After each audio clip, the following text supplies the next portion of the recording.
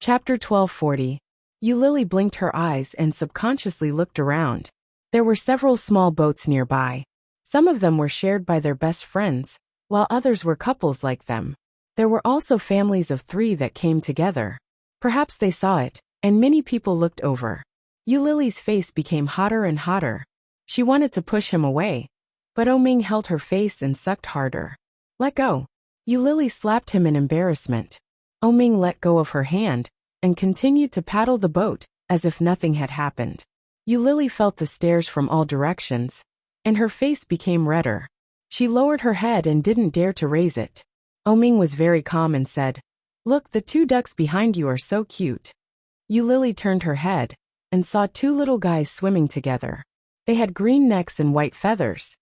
"What ducks?" "Those are mandarin ducks." "Oh, so those are mandarin ducks." Oming smiled. "That's amazing." For some reason, Eulalie felt that his words had a deeper meaning. After glaring at him, she turned her face away and rowed the boat, determined not to look at him. When she turned her head, she inadvertently saw a couple sitting together. The woman was sitting on the man's lap, hugging each other. They were very close, and they were smiling sweetly and brightly. But then, the 2 of them were hugging and kissing, and the man's hand was still on the woman's chest. Eulalie blushed. The moral degeneration of the world was getting worse day by day. These 2 people were too bold, but she had to admit that such a handsome man and beautiful woman were very pleasing to the eye. Unknowingly, Eulalie found Oming leaning over and asked, "What are you looking at?" Eulalie turned her head and was kissed on the cheek by Oming. Eulalie shrank her neck and shook her head, but she couldn't help looking in that direction. The 2 of them were no longer kissing, but the hand was still on her chest. "TSK, you're not being honest." Oming leaned over and kissed her lips. "Let's go ashore?" "So soon?" Eulalie looked at the time. "We've been here for less than half an hour." "Well, I don't think rowing is fun. Let's go for a walk." "A walk?" Eulalie felt a little relieved. This guy hated walking the most. In his words, such a boring activity was a waste of life. Instead of walking, it was better to work. Now because he was injured because he was blind, he could justifiably rest and stop working. Eulalie smiled and nodded. "Let's go."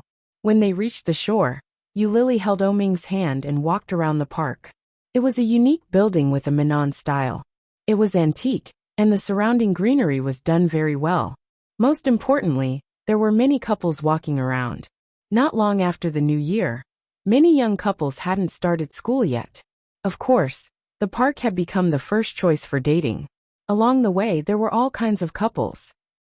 Some were in love, some were laughing, and some were fooling around.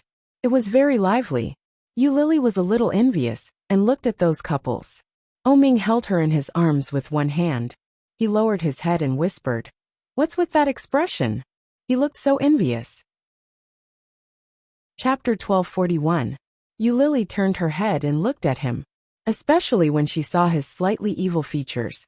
She couldn't help but raise the corner of her mouth. She said with some disgust, "What's so good about you? They are better looking." "Really?" Oming narrowed his eyes. In his deep peach blossom eyes, evil began to overflow unscrupulously. "Maybe others say the same. Come on. Let's do it for others to see." As he said that, his hand touched Eulalie's head, as if he was going to kiss her. Eulalie's lips curled into a smile. She took a step back and said, "Go away. Are you trying to be a hooligan in broad daylight?" Oming didn't realize that he was being despised. He raised his eyebrows and took a step forward. "That's not the way to be a hooligan. Come on, let me teach you."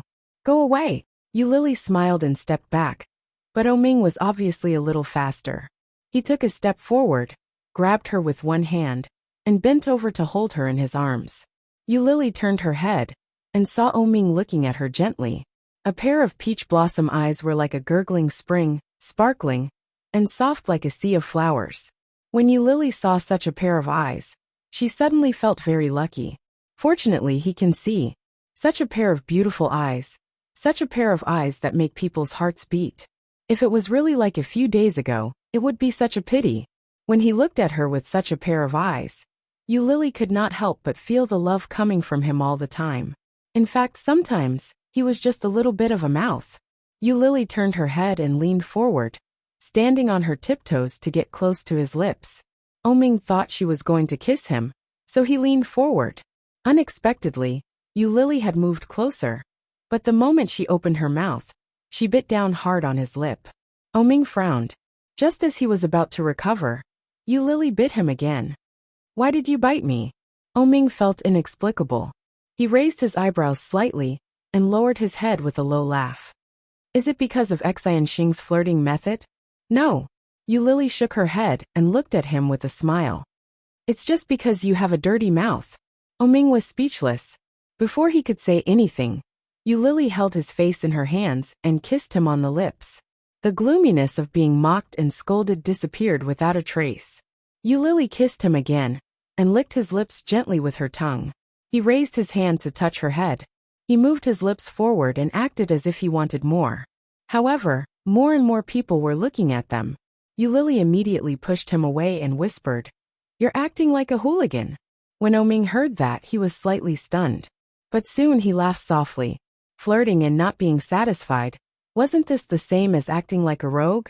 Seeing Lily running away with a smile, Ming immediately chased after her. Stop right there. Lily ran even faster. She turned around and waved at Ming. Come on, let's go eat. Ming was a little puzzled, but when he saw her bright and beautiful smile, his mood naturally soared. His eyes turned into crescents as he chased after Lily. Wait for me. Aya, why are you so slow when you're so tall? Ming was puzzled. Lily couldn't do anything else, but she could run faster than anyone else. Your legs are so long. Why are you so slow? Chapter 1242. Ming's voice wasn't soft. There were many people walking around them.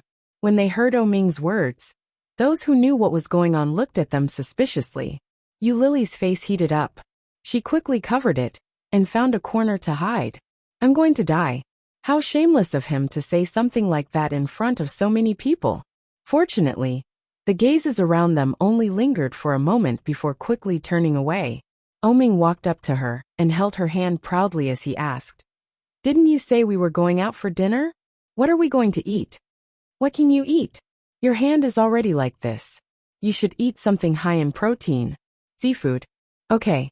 She looked at the time. It was only evening. Near the park, there was no lack of restaurants. It was also close to the seafood market, so there were many places to eat seafood. The two of them walked slowly, shoulder to shoulder. After walking for about 10 minutes, they arrived at a seafood restaurant. They booked a private room. Just as they were about to order, Lily received a call from Wenfeng Lin. Uncle Wen. Lily held out her cell phone for him to see. She answered the call and called out, Uncle Wen. Hey Lily, where did you and Ming go? We're preparing to eat. Have you eaten? Oh, I see. I was going to call you out to eat together. Where are you now? Lily quickly gave him the name of the restaurant. Unexpectedly, Wenfeng Lin seemed surprised and said, What a coincidence. We're here too. Why don't you come over and join us? Which room are you in? When Lily heard that, she knew something was amiss. She turned her head to look at Ming and said, Uncle Wen is here too. He asked us to join him for dinner. Ming furrowed his brows and shook his head gently at him. If Wenfeng Lin had been alone, he wouldn't have had any objections. But it was obvious that Uncle Wen wasn't alone. With such a large group of people together, it was inevitable that they would have to drink and socialize. He wasn't there to do such a thing. When Lily saw that, she knew what was going on. She said into the phone, Forget it, Uncle Wen. Ming hasn't fully recovered yet. We shouldn't go and spoil your fun. It doesn't matter. There are only 3 of us. And there are only 5 of you. We'll go back after eating. We won't drink or socialize. Don't be afraid. When Feng Lin's voice was filled with ridicule as he asked, Which room are you in? Shall I bring you over? It just so happens that you're also a painter, so it's not a bad thing for us to meet. In all fairness, Uncle Wen treated him very well. Since he had already put it that way, Lily would feel bad if she tried to turn him down again. In the end, he relented and reported the room number. He reached out and pinched Lily's face and said, I'm tired of pretending. Do you know that? Lily was a little embarrassed and smiled apologetically. I forgot. Ming had an urge to strangle her. Soon, when Fenglin arrived at the scene, when he saw the two young people, his mood lifted significantly. He said, "What a coincidence. Let's go. They're all waiting for you." There weren't many people, but it wasn't easy to accept. When Ming saw Zhenli, his face darkened. Chapter 1243. The moment she entered, Yulili saw Zhenli. Beside Zhenli sat a middle-aged man who looked to be about the same age as Wen Fenglin. Yulili wasn't sure if it was an illusion, but the moment she entered, she felt the middle-aged man's gaze land on her. His gaze seemed to be probing, doubtful, and nostalgic. The complicated emotions made Yulili look over as well. She was a little confused. Before Yulili could confirm anything, the middle-aged man's gaze quickly shifted away. "Come, let me introduce you." Wen Fenglin let Ming and Yulili take their seats before he started speaking with a smile. "This is Xiaojiao's son. Zhenli has probably met him before. His name is Ming. This is Ming's girlfriend, Yulili." Zhenli smiled and extended his hand toward Yulili. "Hello, Miss Yu. I'm Zhenli." Just as Yulili was about to extend her hand to shake Zhenli's, she could clearly feel a cold aura emanating from beside her. But her hand was already extended halfway. If she retracted it, wouldn't that be too deliberate? How could Uncle Wen keep his face after this? Yulili had no choice but to bite the bullet and extend her hand. After shaking Zhenli's hand gently, she immediately retracted it. She reached out and gently squeezed Ming's hand. The smile on her face faded. As for Ming, he had already switched to playing blind. Since he couldn't see anything, there was no need for him to care. How could Wen Fenglin not see through Ming's intentions? He didn't care, and introduced the other person besides Zhenli to Yulili. "This is the chairman of the province's art association, Zhen Xianlang. He used to be a good friend of mine. We haven't seen each other for many years. We only met this year." When Fenglin introduced, Zhen Xianlang and Zhenli looked alike. One look, and anyone could tell that they were father and son. However, Zhen Xianlang's facial features were more amiable than Wen Fenglin's. He looked more capable. His eyes were big, bright and full of expression, and he looked sharp and capable. "Hello." Zhen Xianlang extended his hand toward Yulili and said, "Miss Yu is really beautiful. Xiao is really lucky to have found such a beautiful girlfriend." It was obviously a polite greeting to change the topic to Ming. Everyone present knew that Ming's expression softened when he heard that. So be it. It was better than pestering his woman and refusing to let go. Ming curled his lips and nodded. "My luck is not bad. She doesn't despise me even though I'm like this. This must be true love." It was obvious teasing, but in reality, it was a show of force. Zhenli was a smart person. He replied with a smile. "Isn't that so? This is true love." Zhen Xianlang couldn't help but laugh. He quickly changed the topic and exchanged a few words with Ming. Lily and Xianlang and Shun. From time to time, Zhen Xianlang and Zhenli would talk to Ming. Yulili sat to the side and occasionally helped Ming peel the shells of prawns and pick up fish fillets. She didn't interrupt their conversation. Ming they were talking but they li, and said the topic. As in when Zhen and was. Wen and Yuli, and. As Zhen Lilzhen and Ming Zhen Ming said li. Chapter 1244. What she wanted to say was suddenly interrupted. Yulili stretched out her elbow and nudged Ming. When Zhenli and Zhen Xianlang heard that, they looked at each other. Zhen Xianlang looked at Wen Fenglin and said with a smile, "I see. To be honest, I find Miss Yu a little familiar. What do you think, Lao Wen?" Wen Fenglin was in the middle of eating when he heard that. His heart skipped a beat. He thinks so too. How could that be? This is the first time they've met. He maintained his composure on the surface and turned to look at Yulili. He pretended to scrutinize her for a moment and nodded his head. "She does look a little familiar. Does she look like Xian? Xian, or Yulili was no stranger to that name. Old Mrs. Shun had also mentioned that she looked like Xian, but it wasn't the physical resemblance. It was the charm. Yulili lowered her head awkwardly when she heard Zhen Xianlang's words. She smiled and asked, "So you know Xian as well?" Zhen Xianlang was surprised and asked, "You know her?" "Yeah. I've heard Uncle Wen mention her before. I've also heard a grandmother mention her." She also said that I look a little like Siener. I guess so. But who's the grandmother you're talking about? Siener's aunt. Old Shen's half-fairy. When Fenglin replied. When Zhen Xianlang heard that, he knew who it was. He smiled and lowered his head in shame. Siener is my wife. Wife? Yu Lili was stunned. She looked at Wen Fenglin. Isn't Siener Wen Fenglin's lover? According to old Mrs. Shun, Siener's health isn't very good. Shouldn't she be unable to get married? How could she have such an old child? Zhenli looks to be at least 21 or 22 years old. When Fenglin looked over at the same time and smiled. His two deep dimples were embedded in his cheeks. They were deep and beautiful. He looked at her with a deep gaze. It was as if he was looking at her. But it was also as if he was looking at someone else. Siener has passed away. Yu Lili knew that and nodded her head. But she didn't know what to say. After thinking for a while, he asked. I heard from Grandmother Shun that Aunt Siener doesn't seem to be in good health. Yes. Her health wasn't very good, Zhen Xianlang replied. He looked at Yu Lili with a hint of loneliness and said. When she passed away, I was studying in the north. I didn't even get to see her one last time. When Fenglin heard that, he seemed to have thought of something and laughed mirthlessly. You were in the north at that time. Why didn't you bring her over? When Zhen Xianlang heard that, he looked Wen Fenglin in the eye and sighed. You're still blaming me. Wen Fenglin choked on his words. He looked away and coldly said, I have no right to blame you. I can only blame myself. There was a story. The relationship between these two elders was not shallow. Yu Lili's mind instantly conjured up a drama. When Fenglin was a poor boy who fell in love with Siener, the daughter of a wealthy family. Because he was too poor, the girl's family objected. Later, Siener was forced to marry Zhenli's father, who was rich and powerful. Wasn't it said that Siener's health wasn't good enough to bear a child? In other words, Zhenli's father ignored Siener's health and forced her to bear a child for him. That was why Siener died.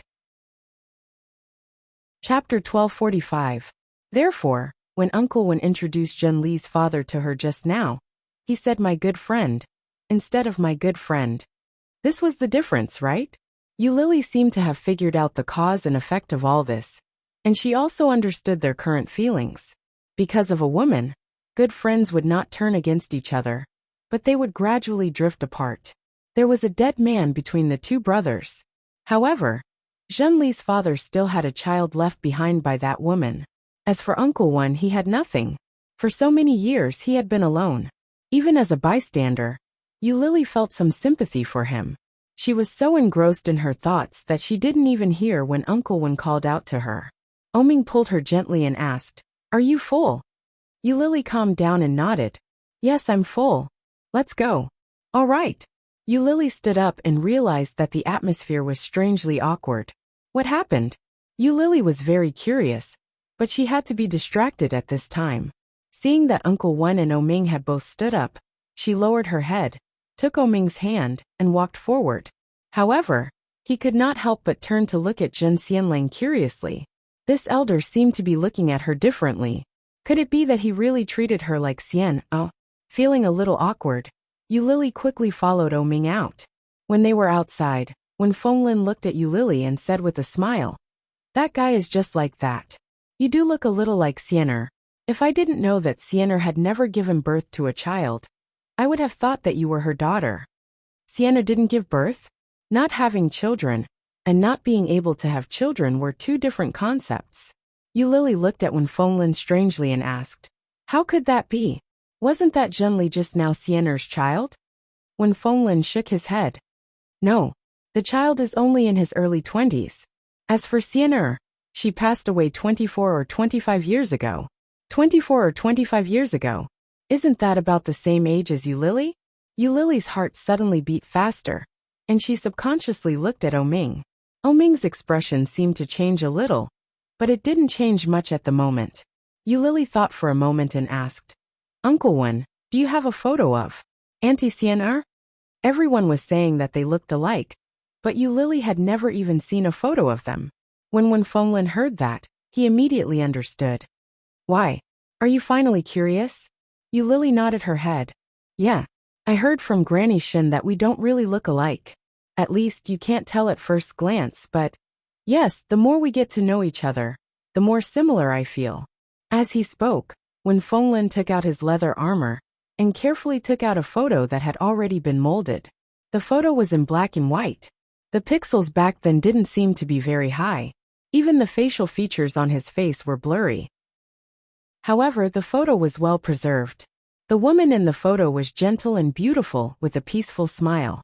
But at first glance, Eulalie felt a sense of familiarity with him. Like. Chapter 1246. Surrogacy. 24 to 25 years ago. How did Auntie Siener die? Eulalie asked as she handed the photo back to him. As soon as she asked the question, she immediately realized that it wasn't a good question. Indeed, when Fenglin smiled, there was a hint of sadness in his smile. Siener's body was on the cold side, and she was naturally afraid of the cold. Fortunately, our family conditions weren't too bad, and we managed to raise her until she was 20. But in order to be with me, she secretly went to the small house I was renting to look for me in the middle of a snowy day. When Fenglin paused for a moment, he sounded remorseful. Perhaps she was frozen. We stayed in the small house for 2 days. On the third day, Siener's body started to feel unwell. 2 words immediately appeared in Eulalie's mind: elopement. In those days, elopement was a very serious matter. I was a poor student at the time. I was full of ideals and aspirations, but my finances were tight. I searched everywhere for medicine, but Siener's health didn't improve. So, I sent her back. When Eulalie heard the first part of the story, she had already guessed what had happened. But when she heard the second part, her heart couldn't help but turn cold. How big of a decision did a rich young lady like her have to make before she decided to leave with you? But this man who had decided to follow her for the rest of his life had sent her back within a few days. What did that girl think? Just thinking about it made Eulalie feel sorry for the girl. When Fenglin saw the expression on Eulalie's face, he could roughly guess what she was thinking. With a bitter laugh, he asked, "Do you also think that what I did wasn't right?" Eulalie saw the bitter expression on Fenglin's face. She hesitated for a moment before nodding her head. I also wanted to keep her by my side, but my circumstances weren't good enough. Siener was a very good girl. She shouldn't have suffered with me. She shouldn't have followed me. Even the most basic of health wasn't guaranteed. Fenglin's small eyes were filled with sadness. If she followed me, she wouldn't have had any protection. We weren't from the same world at all. When she heard that, Eulalie found it familiar. We weren't from the same world. The anger in her heart flared up. The way he looked at Fenglin had changed. So if you send her back, will she be able to live well? He thought he was doing it for the good of women. But was it really true? They claimed that it was for her own good. But in reality, it was just because of their selfishness that they did not want to bear that responsibility. Eulalie gritted her teeth. She liked you so much that she ignored her family's objections to be with a single man like you. Her reputation was ruined, but you sent her back. Fenglin was silent for a long time before he said, "I'm also her murderer." "You're the murderer who killed her." Eulalie's words were merciless. "You men are so full of yourself. What you think is good for her, is it really good for her? How naive." Eulalie was exasperated. What happened after that? She married that Jin guy? Yes. Eulalie's conjecture was completely overturned. She had thought that Uncle Wen had no choice but to do this because of Siener's parents' objection. She had never imagined that it was all Uncle Wen's own doing. Chapter 1247. You're really muddle-headed. Eulalie gritted her teeth and growled. Her heart was filled with disappointment. This was the first time in Fenglin's life that he had been lectured by such a young girl. He didn't feel embarrassed. Instead, he felt even more guilty and remorseful.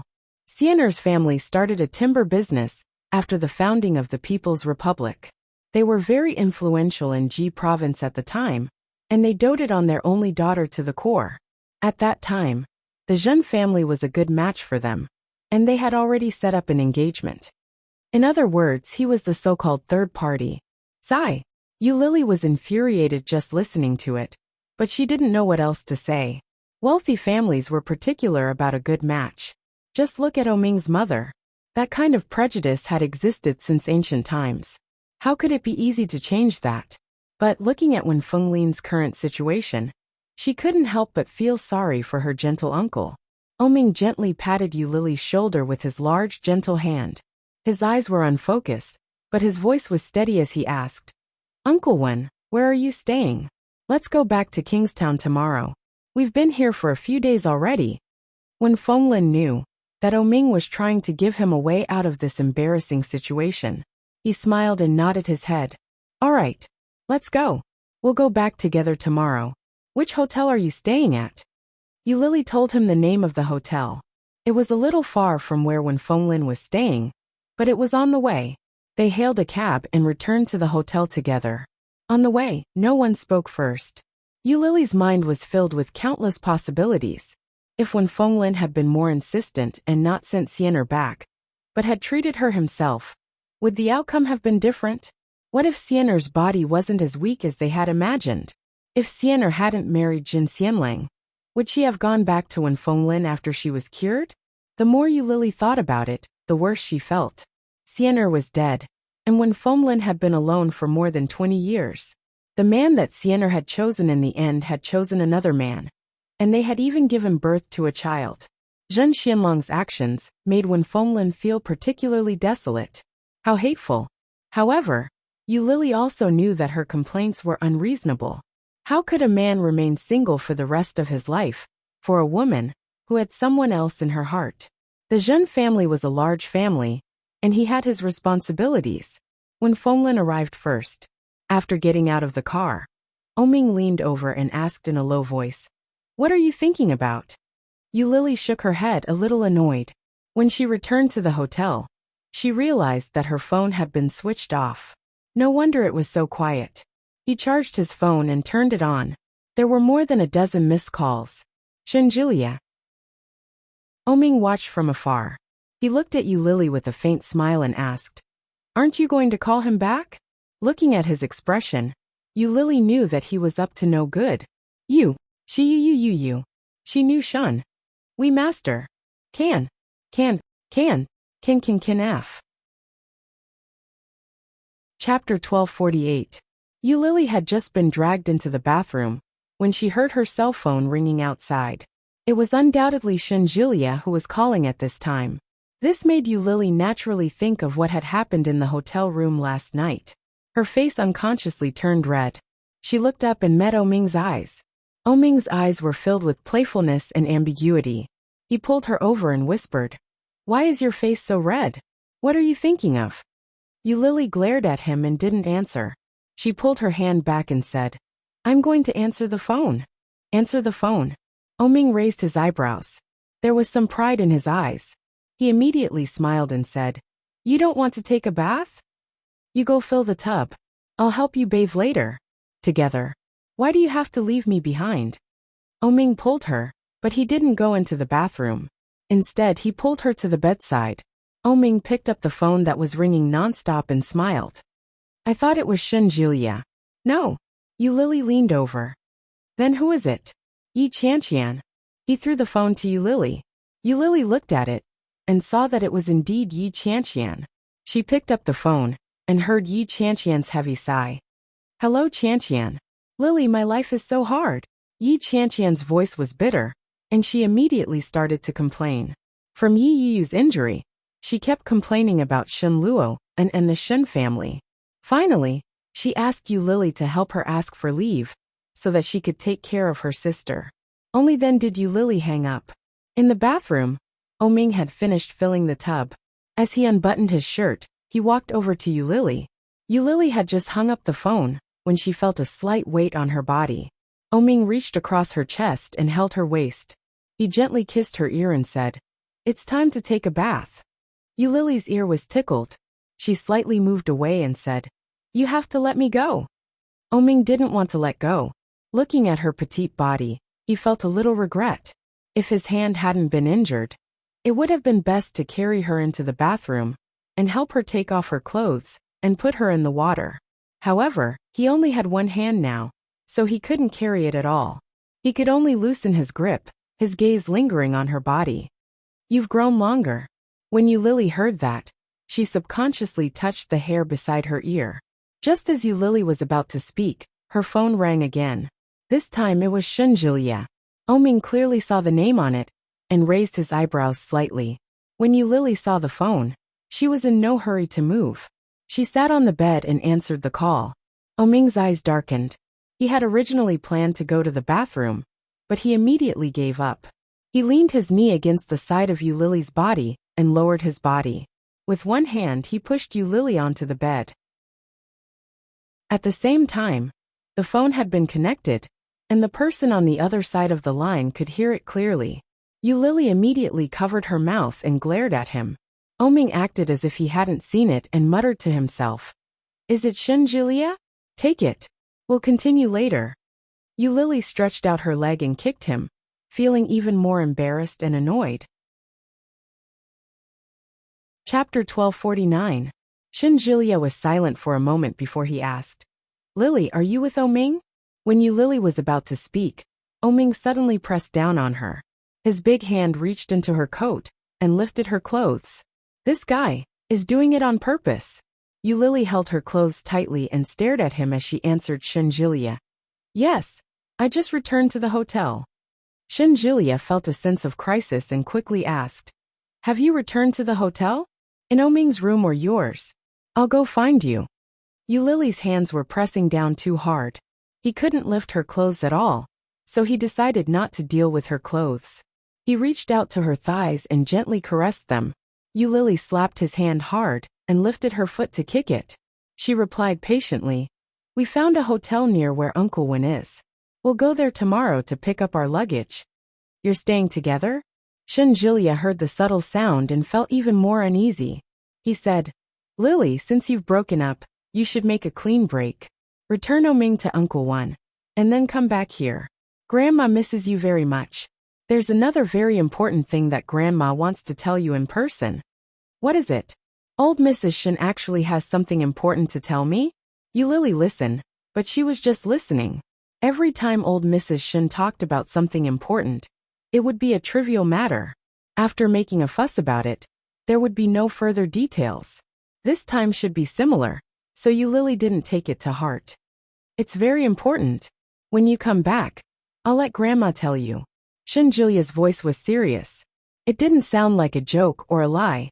Yulili listened, but Oming had already changed his strategy. He directly touched her neck with one hand and gently pressed down. His lips fell on her face.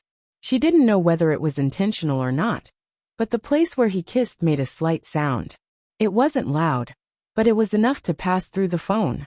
"Let's talk about it tomorrow. It's so late now." "It's not good." Oming's voice sounded very close to the phone.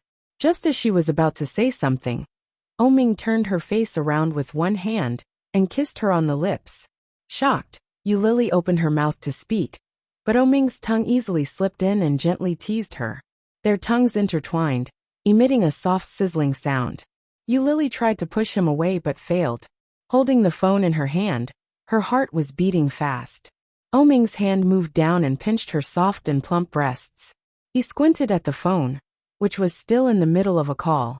He deliberately lowered his voice and said, "Is the call over? Go away." Yulili pushed his face away, but he had no intention of leaving. He got a little closer and said, "Are you done? I'm still waiting for you to help me bathe." Could this guy be any more deliberate?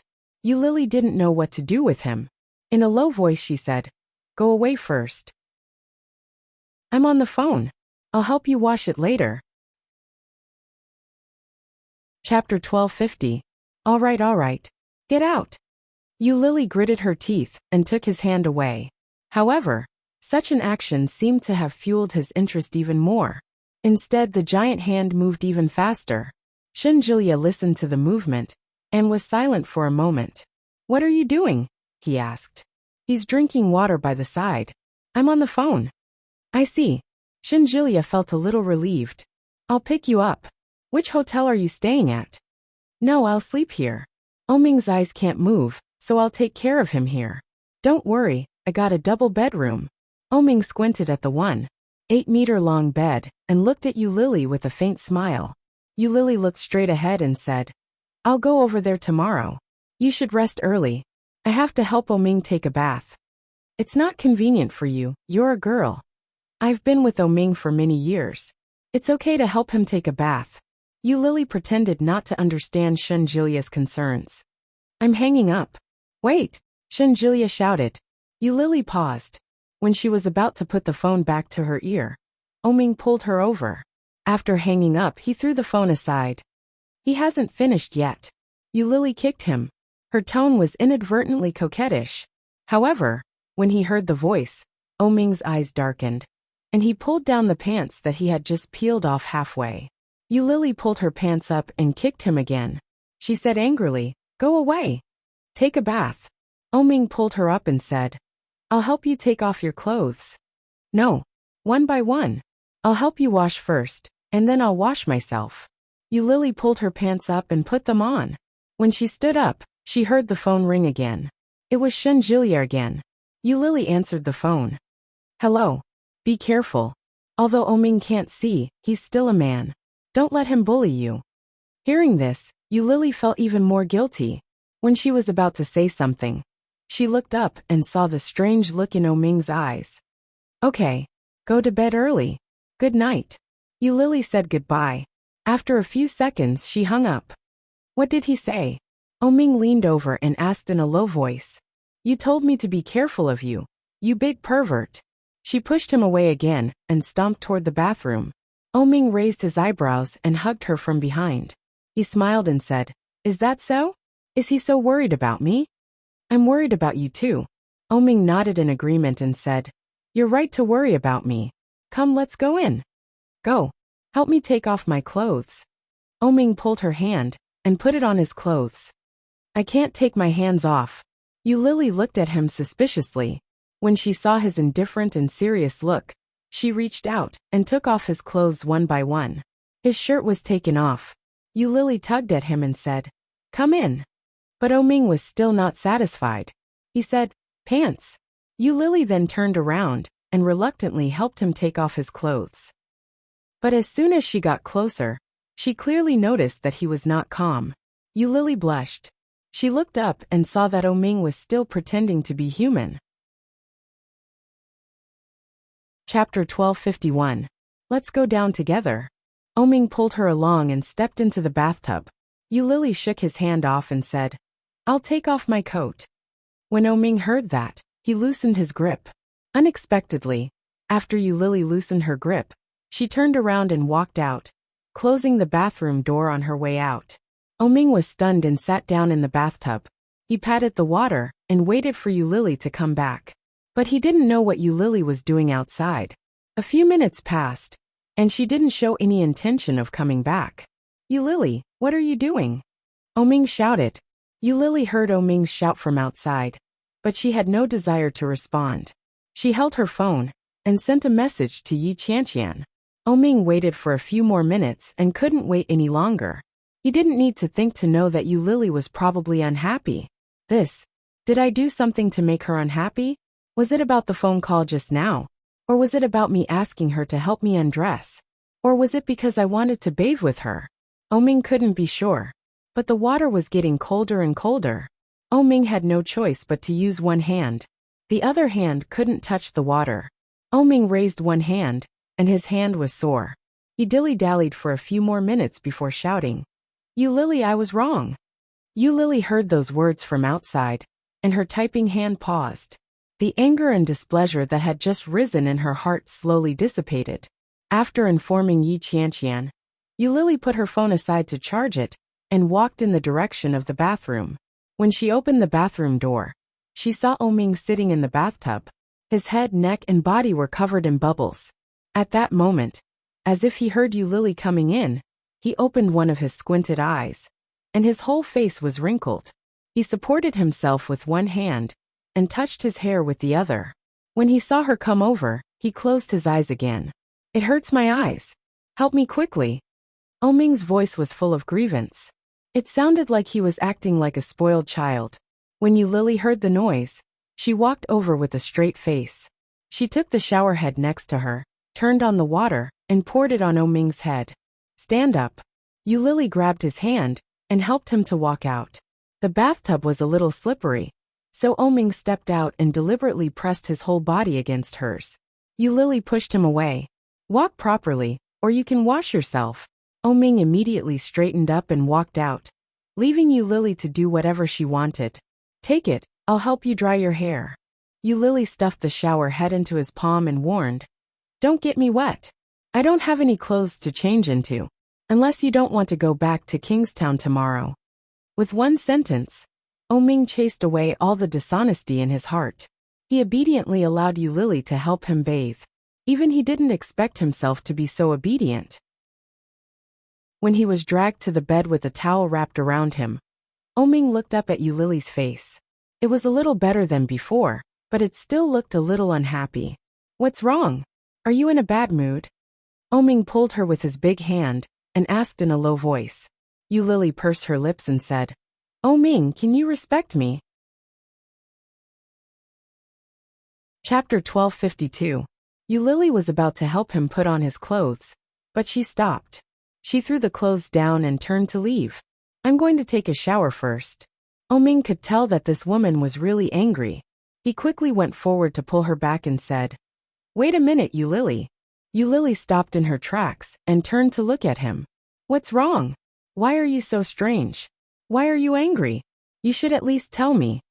Oming looked at her and didn't know what to say. You're so strange and I'm innocent. I'm not angry. Although she said that, her face tightened. Let go of me. I'm going to take a shower. Are you angry that I dragged you to take a shower together? Oming frowned and guessed. However, he quickly rejected this idea in his heart. It wasn't that they hadn't taken a shower together before. On the contrary, it was as common as having a meal. What was there to be angry about? After thinking about it, Oming still felt that it might be because of what happened when she was on the phone. No, let go. Yulili pried his hand away, and her expression became even more unpleasant. Seeing Yulili like this, Oming suddenly thought of the strategy to win back an ex-girlfriend that he had read a few days ago. If your girlfriend suddenly got angry, and you didn't know the reason, then no matter what, it was most important to first admit your mistake. Oming pursed his lips and lowered his head. I was wrong. Yulili couldn't help but look at him. Did you take the wrong medicine today? He admitted his mistake so often, and twice in a row. Oming was a little embarrassed when he heard that. His cheeks turned red, and he coughed softly. I don't know why you're angry, but if I made you angry, tell me, okay? That again. Yulili sighed and said, Oming, I'll tell you later. I'm going to take a shower first. Let go of me. Are you really angry? As he spoke, he let go of her hand. Yulili didn't answer. She took a bathrobe and went into the bathroom.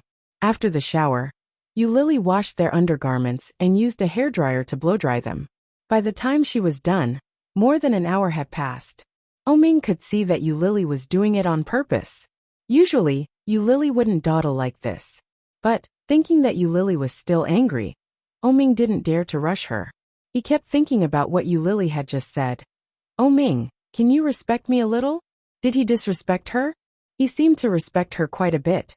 Yulili's short hair had just been blow-dried, and it was a little fluffy on her head. She walked over and saw Oming staring at her. Ignoring him, she turned off the light and climbed into bed. She wrapped herself in the quilt and lay down.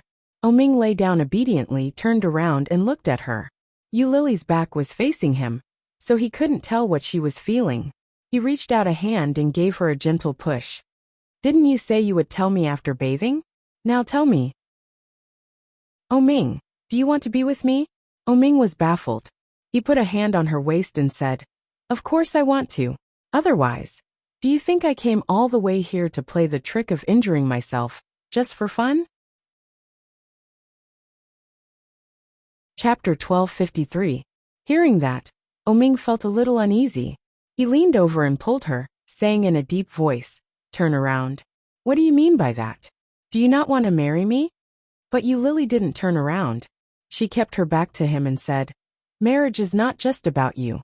Hearing that, Oming roughly guessed what Yulili wanted to say. Oming sat up and said in a serious voice, I will take care of my mother. You just have to be ready to be with me. It's not just that, Oming. Yulili was wrapped in the quilt with her back to Oming.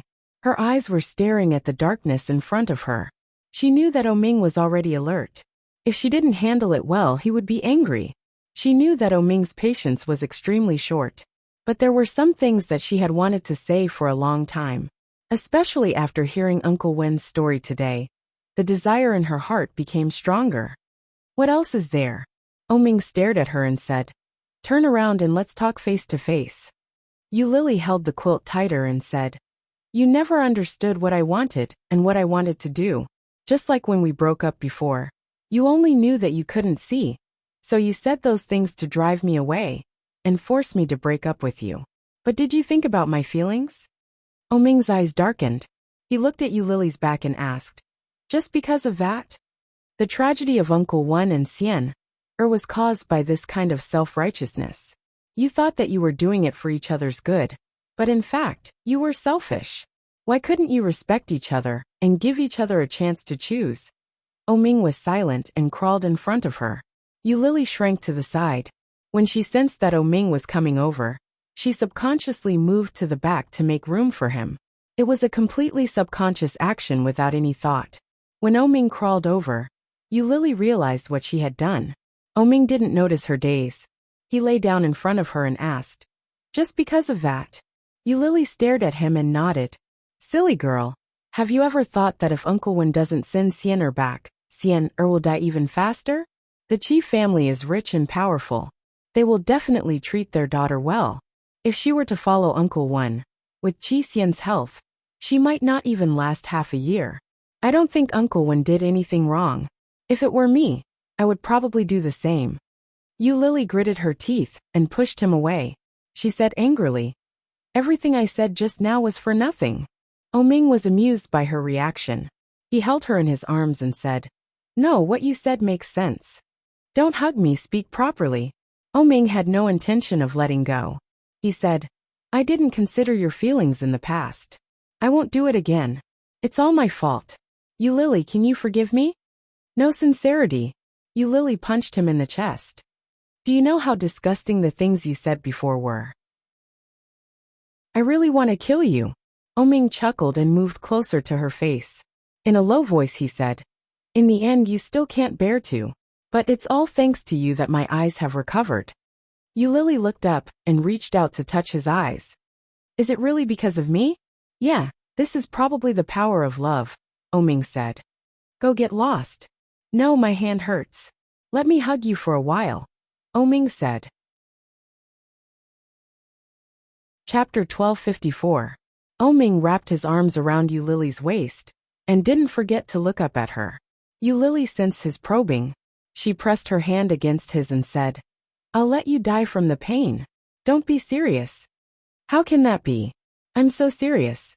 When I lie, my face turns red and my heart beats faster. If you don't believe me, feel it." As he spoke, he pulled Lily's hand over to his chest and said, "It's still the same as usual. That means I'm telling the truth." Lily was amused by his shameless words. She patted him and said, "You can blush and have a heartbeat? Who are you kidding?" Oming saw that she finally laughed, and his lips unconsciously curled up. He said, "Other than you, there's no one else I can tease." He reached out and hugged her tighter. In a low voice he said, "I don't know what kind of person I am in your heart, but I'm serious about you. Lily, I want to marry you, and I want to be with you forever." His voice was low and deep, and his words caused everyone's hearts to tremble. Lily looked up at him. In the darkness, his eyes seemed unusually bright. Even if she couldn't see anything in front of her, Lily could still feel that his eyes were burning and burning. "Do you know I envy second brother so much? Second brother Li Xiqing. He pretended to be dead for so many years, but when he came back, his family was still there, and his wife was still there. She even helped him give birth to a pair of twins. Second brother's daughter-in-law looked very useless, but who knew that she survived those 4 years alone with 2 children, and such a big company?" Lily looked down and nodded. "Qianqian is indeed very powerful. She had always been." Su Qianxi looked soft and weak, but her heart was stronger than anyone else's. She envied her very much. She had always envied her. "Their whole family is amazing." Oming rubbed Lily's head and whispered, The reason why second brother dares to do it is because he knows that he can go back at any time. Whether it is his family or his wife, they will always be waiting for him. Yulili reached out and put her arms around his waist. They have 3 brothers, and you are the only child in your family. Don't do that kind of thing. It's too dangerous. Yes, I want to do this kind of thing, but I have to get married first. Yes, a family. Yulili heard it and kept it in mind. But in his heart, he still felt a little empty. Yulili closed her eyes and hugged him. She patted his back gently and said, "Go to sleep." It was rare that Oming didn't touch her. He hugged her and gently closed his eyes. A dreamless night. As soon as she opened her eyes, she saw Oming's bare chest in front of her. Gently taking his hand away, Yulili tiptoed toward the bathroom. After washing up, Oming was already awake. "Good morning." Oming seemed to be in a particularly good mood today. His smile was as bright as the sun. Yulili looked at him and nodded. She then walked over in her slippers and said, "I helped you squeeze out the toothpaste. The razor and aftershave are all ready. You can go by yourself." Oming was especially well behaved today. He obediently went to brush his teeth and wash his face. After the 2 of them changed their clothes, they went to the hotel where Shenjilia was staying. After collecting her luggage, she met up with Shenjilia and old Mrs. Shun. Chapter 1255. When Shenjilia saw them, his lips curled up, but he couldn't bring himself to smile. Oming's appearance were obviously cleaner than yesterday, and even his spirit seemed to be a lot better. There was no doubt that this was all thanks to Yulili. Sure enough, with a woman taking care of him, even his mood improved. Old Mrs. Shun didn't notice her grandson's strange look. She walked over with a smile and said, "Boy, you look more handsome than yesterday." Oming looked ahead, his eyes unfocused and his face blank. When he heard that, his eyes couldn't help but sparkle. He smiled and said, "Is that so? Thank you for the compliment. Do you have any plans for today?" "I'm going back to the capital with the youngest. I've been playing outside for too long." As she said that, she leaned over and asked mysteriously, "You and Lily are back together again?" Oming's eyes curved. His joy was self-evident, but he didn't directly admit it. He said, "You should ask Lily." When old Mrs. Shun saw that, she pouted and looked at him with disgust. But when she remembered that he couldn't see it anymore, she immediately snorted and whispered, "Lily is too soft-hearted. If it were me, I wouldn't forgive you. But I have something to tell you. Go back and tell your mother." "Huh." Old Mrs. Shun's voice was very soft, and it sounded mysterious. This was the first time Oming had been so close to old Mrs. Shun, and it was also the first time he had spoken to her so calmly. "I'm going to take Lily as my granddaughter." Oming was surprised to hear that, but he wasn't that shocked. Old Mrs. Shun's temperament was a little strange. She had taken Shun Manting, who she knew wasn't her own granddaughter, as a granddaughter. Based on the old lady's love for Lily, it wasn't surprising that she would take her as a granddaughter. "Did you tell Lily?" "No, I was afraid she wouldn't agree, so I came with you to persuade her." "Do it with me?" Oming laughed. "I'm not the one you're interested in. I can't make decisions about her." They had almost fallen out last night. If it weren't for his wit, he might not have been able to coax her today. If Lily knew that old Mrs. Shun had bypassed her and told him about it directly, she might even be unhappy. "In my opinion, you should talk to her yourself. She has already changed to calling you grandma. If you mention it again, won't it be a sure thing? Then I have to tell you. You have to help me get some wind later." "Sure." Oming agreed without hesitation. Old Mrs. Shun was relieved. She turned to look at Lily and held her hand affectionately. "Let's go have breakfast." "Lily, I want to eat that chicken foot." Lily smiled and said, "All right, let's go." She quickly stopped in her tracks and turned to look at Oming. Unexpectedly, Shenjilia had already walked over to Oming and said, "Leave it to me. You go with Grandma first." Lily felt a little embarrassed. Just as she was about to say something, old Mrs. Shun pulled her back and said, "Let's go." When he saw Lily being dragged away by his grandmother, the smile on Shenjilia's face finally fell. He turned to Oming and asked, "Last night, you were the one who didn't let Lily go, weren't you?" Chapter 1256. Secretly? Shinjilia laughed bitterly when he heard that. Even if he had secretly learned from Oming, he wouldn't have been as successful as this guy. They were both men, but the difference between them was more than just a little. You're such a jerk. Shinjilia reached out and punched Oming's shoulder. He didn't use too much force. I really don't know what Yulili likes about you. How can someone like you have such a good woman, who is so devoted to you? The world is really unfair. In his opinion, Oming was more than a scumbag. He was a very, very scumbag. How could such a scumbag get such a good woman? Shinjilia couldn't help but start to doubt himself. The world has never been fair. The reason Yulili chose me in the end is probably because the heavens felt that I was more suitable than you. That's why they rewarded her to me. Oming's voice sounded a little smug. The boasting in his voice was so annoying that Shinjilia couldn't hold it in. However, the seriousness in his words was enough to move one's heart.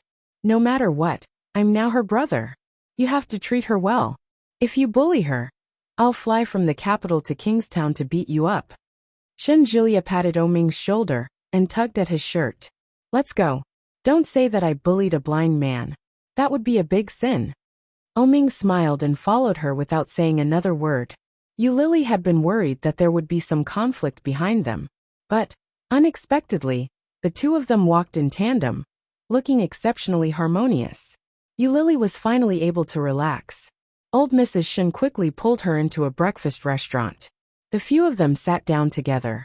Yulili naturally sat next to Oming and helped him with the cutlery and food. After ordering the dishes, old Mrs. Shun said what she had prepared in advance. Lily, are you interested in coming back to the capital with Grandma? Lily asked. Yulili looked at old Mrs. Shun and said, but I have to go to work tomorrow. If I go now, I won't be able to stay for long. It's fine. You can go next time if you can't go now. I have an idea that I'd like to share with you. Yulili poured a cup of tea for old Mrs. Shun and looked up at her seriously. Lily grew up without parents or family. If one day you get married and you don't have a family, what will you do? Old Mrs. Shun said righteously, Lily, let my family be your maternal family. Be my granddaughter. And let Shinjilia be your older brother, okay? Hearing that, Yulili was stunned. Old Mrs. Shin knew that her words were a little sudden, but the desire in her heart grew stronger. She said, when the time comes, I will take you back to the capital and take you to see Shinjilia's parents. If you want, the youngest's father will be your father, and the youngest's mother will be your mother. Is that okay? Yulili didn't know how to react. Her heart was beating faster and faster. At a loss, he looked at Oming. Oming gently reached out and placed his hand on her thigh. In a low voice he said, don't be afraid. You can consider it. Granny Shun is doing this for your own good. Her voice became even softer as she said, Granny Shun likes you very much, and she treats you very well. It would be a good idea if you became part of her family. Chapter 1257. But the Shun family was such a big family. Could they accommodate an outsider like her? But, old Mrs. Shun had already brought Shin Manting home. Would the Shuns tolerate bringing another person home? But, old Mrs. Shun had already been publicly acknowledged to be brainless. Would anyone believe what she said? Furthermore, Yulili had never considered this question before. Old Mrs. Shun's sudden mention of it surprised Yulili. At the same time, she felt warmth and gratitude in her heart. Oming gently grasped Yulili's hand and said in a low voice, you don't need to worry about others now. You only need to consider whether you are willing or not. Yulili looked at Oming's face. Oming's gaze deepened as he said, Granny Shun is an elder who is very worthy of respect. In particular, he liked the way he treated Yulili so much that he felt comfortable with her. If such an elder could become a real grandmother, it would be different. Oming's voice was very low. Shinjilia and old Mrs. Shin knew that they were talking, but they couldn't hear what he was saying. Yulili's expression became more and more moved. It looked like she was already starting to waver. Granny really likes you. Come home with me. In the future, just treat the Shun family in the capital as your family. How does that sound? Old Mrs. Shun looked at Yulili. Her cloudy eyes softened. Yulili was still in a trance. When she came back to her senses, her eyes began to burn again. Can I? Eulili looked at Shinjulia. Shinjulia looked at Eulili and replied, Yes, of course. When he said that, he felt an indescribable sourness in his heart. It was uncomfortable, unhappy, sad, and painful. But he was destined to never be able to come between her and Oming. In the past few days, although they hadn't made it clear, it was obvious that Eulili couldn't let go of Oming. As for Oming, his eyes and hands couldn't move, but he had the guts to chase her all the way to Fujian without anyone by his side. It was clear that Oming's feelings for Eulili were very deep. Since that was the case, he didn't want to be the stick that separated them. Even if he couldn't be a man, being an older brother wasn't a bad idea. Looking at Eulili, Shinjulia teased, From now on, I'm your older brother. Call me older brother. Eulili burst into laughter. Her eyes were red, and she whispered, Brother. Her voice wasn't loud, but when it reached Shinjulia's ears, it was enough to shatter his heart into pieces. But at this time, he couldn't lose face in front of his sister and son-in-law. Since he couldn't bring himself to laugh, he decided not to. With a straight face, Shinjulia nodded his head and said, Well, be a good girl. I'll take care of you in the future. If Oming bullies you, I'll take revenge for you. Old Mrs. Shin was also overjoyed. Her face overflowed with joy, but her cloudy eyes flickered with a silver light. Good. Old Mrs. Shin was elated. You're more like my granddaughter than Shin Manting. How good would it have been if I had met you back then? Shin Manting's destiny was fated to be with the Shin family, but her destiny was filled with malice. If they could endure this baleful aura, she would ensure the prosperity of the Shin family. Chapter 1258. Bringing her home was more or less a gamble. Old Mrs. Shin still took it to heart. She sighed and said, But it's not too late to meet him now. Fortunately, it's you. Thank you, Grandma. Old Mrs. Shin nodded. She looked at Eulili and said with a smile, You are a good girl. When Oming's hand gets better, you can come to the capital. Grandma will always welcome you. Before Eulili could say anything, Oming had already agreed. Sure. That's settled then. Give me a call when you're coming. All right. The dishes were soon served. Perhaps because of her good mood, the old lady ate a lot. While eating, she didn't forget to ask Eulili to eat. Eulili's heart was warm, comfortable, and relaxed. After dinner, Eulili and Oming packed their luggage and sent Shinjulia and old Mrs. Shin to the airport. Eulili watched as Shinjulia and old Mrs. Shin passed through the security check. She held on to Oming's hand, feeling a little reluctant to let him go. Looking up at Oming's handsome face, she felt a little disappointed and regretful. She said reluctantly, They're gone. Yes, let's go. He looked down at Eulili and said softly, When we're done with our business, we'll go to the capital. I'm just painting at work. It's nothing much. You, on the other hand, have to wait for your hand to recover. Eulili looked at his hand. Does it still hurt? It doesn't hurt. Oming allowed her to hold his arm as they walked forward. How can you have nothing to do when you get back? Leave it at work for now. When we get back, we'll go to the Civil Affairs Bureau. Civil Affairs Bureau. Those 3 words made Eulili's heart skip a beat. She lifted her eyes and looked into his eyes. Oming looked down at the same time. Their eyes met, and they saw their own reflections in each other's eyes. Your mother. She'll act first and report later. Oming didn't feel guilty at all. He continued calmly. When the time comes, it will be too late. No matter how much she objects, it will be useless. If we don't want to, she can't force us to divorce, can she? If your mother finds out, won't she be furious? I'm not angry. I've done things worse than this, Oming said, pursing his lips. And my mother doesn't dislike you as much as you think. She's just very picky with her words, but her temper is actually very good. When Eulili heard that, she pouted and muttered, Just like you. No, my mom's temper is better than mine. My temper is like my dad's. Don't just look at my dad. If you piss him off, he'll become very fierce. He'll even hit people with a feather duster. When I was young, I was whipped a lot. As he spoke, his body trembled. Eulili laughed and patted him on the shoulder. Don't scare me. I'll be traumatized in the future. Oming chuckled and said, That won't happen. My dad and Uncle Wen both like you very much. They won't be mean to you. At most, they'll be mean to me. Really? Yes, really. Oming nodded and said, also, it's not just about settling the marriage certificate for my parents. More importantly, we have to make a trip to F-Town. F-Town, the woman who had given birth to her and then abandoned her, was where she was. Chapter 1259. Otherwise, Lily couldn't understand why someone who was willing to pay for a surrogate would abandon her in the end. Oming nodded her head and said, think on the bright side. Don't be so pessimistic.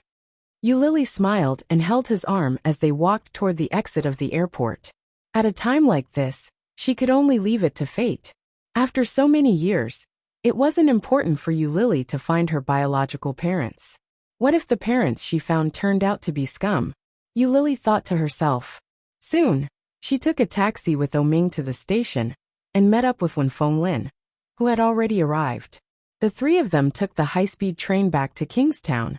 Lily slept soundly the entire way. When she woke up, it was already 3 or 4 hours later. The sky was a little dark, and the weather didn't look too good. She accompanied Oming to the hospital for a checkup. The doctor said that he was recovering well. Lily was relieved and returned home alone. Oming's big show hadn't started yet. She couldn't ruin his plan by herself. As soon as she got home, she started a video call with Yi Qianqian. Unexpectedly, Yi Qianqian looked very aggrieved. As soon as she saw Lily, she burst into tears and shouted, Lily, my dear Lily, I now find that your life is really too good. Oh, my dear Lily, at least you have a man who treats you well. My sister. Sigh. What's wrong? Lily saw that Yi Qianqian's face was obviously more haggard than it had been a few days ago. She felt a little sorry for her and asked, could it be that Shun Jilia's brother did something bad to your sister again? Sigh. Don't mention it. Shun Jilia is still putting on airs. How can his brother be so annoying? They really don't share the same mother. Is the difference so big? Yi Qianqian's voice was full of indignation. I'm so angry. Do you know, sister? Yi Qianqian's angry words were stopped in her throat by a soft voice. She couldn't say a word. Lily knew that it had to be Yi. Give me a moment. I'll talk to you later. Yi Qianqian lowered her voice and ended the video call. Yi Qianqian put her phone away and turned around. She hurried to Yi's bedside and asked, what's wrong? Help me pack my things. Let's get out of the hospital. Yi's voice was still a little weak. She looked at Yi Qianqian with a serious expression. When Yi Qianqian heard that, she instinctively glanced at Yi's condition. Both of his hands were badly injured. His left hand was fractured, his right hand was sprained, and his wrist was swollen like a bluish-green peach. His hand was in a cast, and one of his feet was wrapped tightly. He didn't seem to be in a good state. Under such circumstances, he actually wanted to leave the hospital? No, you still need to stay in the hospital for observation for a while. You stay well. I promised Dad that I would take good care of you. How do you want me to explain to Dad? As she spoke, Yi Qianqian became even angrier. Just how big of a business does your mother run? She didn't even come to see her daughter when she was injured to this extent. Is she going to abandon her daughter now that she has a new son? Yi laughed bitterly when she heard that. She's your mother too. Chapter 1260. If I'd known this would happen, I would have insisted. I would have followed that woman. If you had followed Dad, you would have ended up better than with this woman. Yi Qianqian looked at Yi. Her heart was filled with sympathy and complicated emotions. It's been hard on you. Sis, I want to be discharged. No. It was an unsurprising rejection. But this time, it wasn't Yi Qianqian who said it. It was a man's voice. The voice was as deep as a cello. Turning his head, he saw a tall and straight young man with an intimidating aura. When Yi Qianqian saw him, she was shocked and asked, It's you? When Yi saw the man, her expression was equally complicated. She greeted him, GM Li. When Li Jinan saw Yi's expression, he frowned and asked, How did you end up like this? Li Jinan's aura was too strong. He didn't bother to hide the killing intent he exuded. This man didn't seem too happy. Yi Qianqian couldn't help but take a step back. She glanced at Yi Yu and asked, "Is this your boss?" Yi Yu replied. Her gaze fell on Li Jinan as she said, "I'm sorry, GM Li. I've let you down. TSK. Look at how polite he is. He's acting as if they're strangers." Yi Qianqian could more or less tell that there was an ambiguous relationship between the two of them. Following that, GM Li would definitely walk up to her with great concern and say with a gentle and kind expression, "It's all right. As long as you're fine." Or, "Given our relationship, do we still need to say such things?"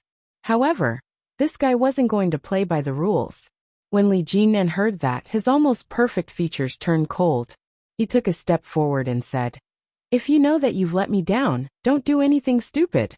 If you're discharged at this time, do you want all the care I've given you to be fed to the dogs?"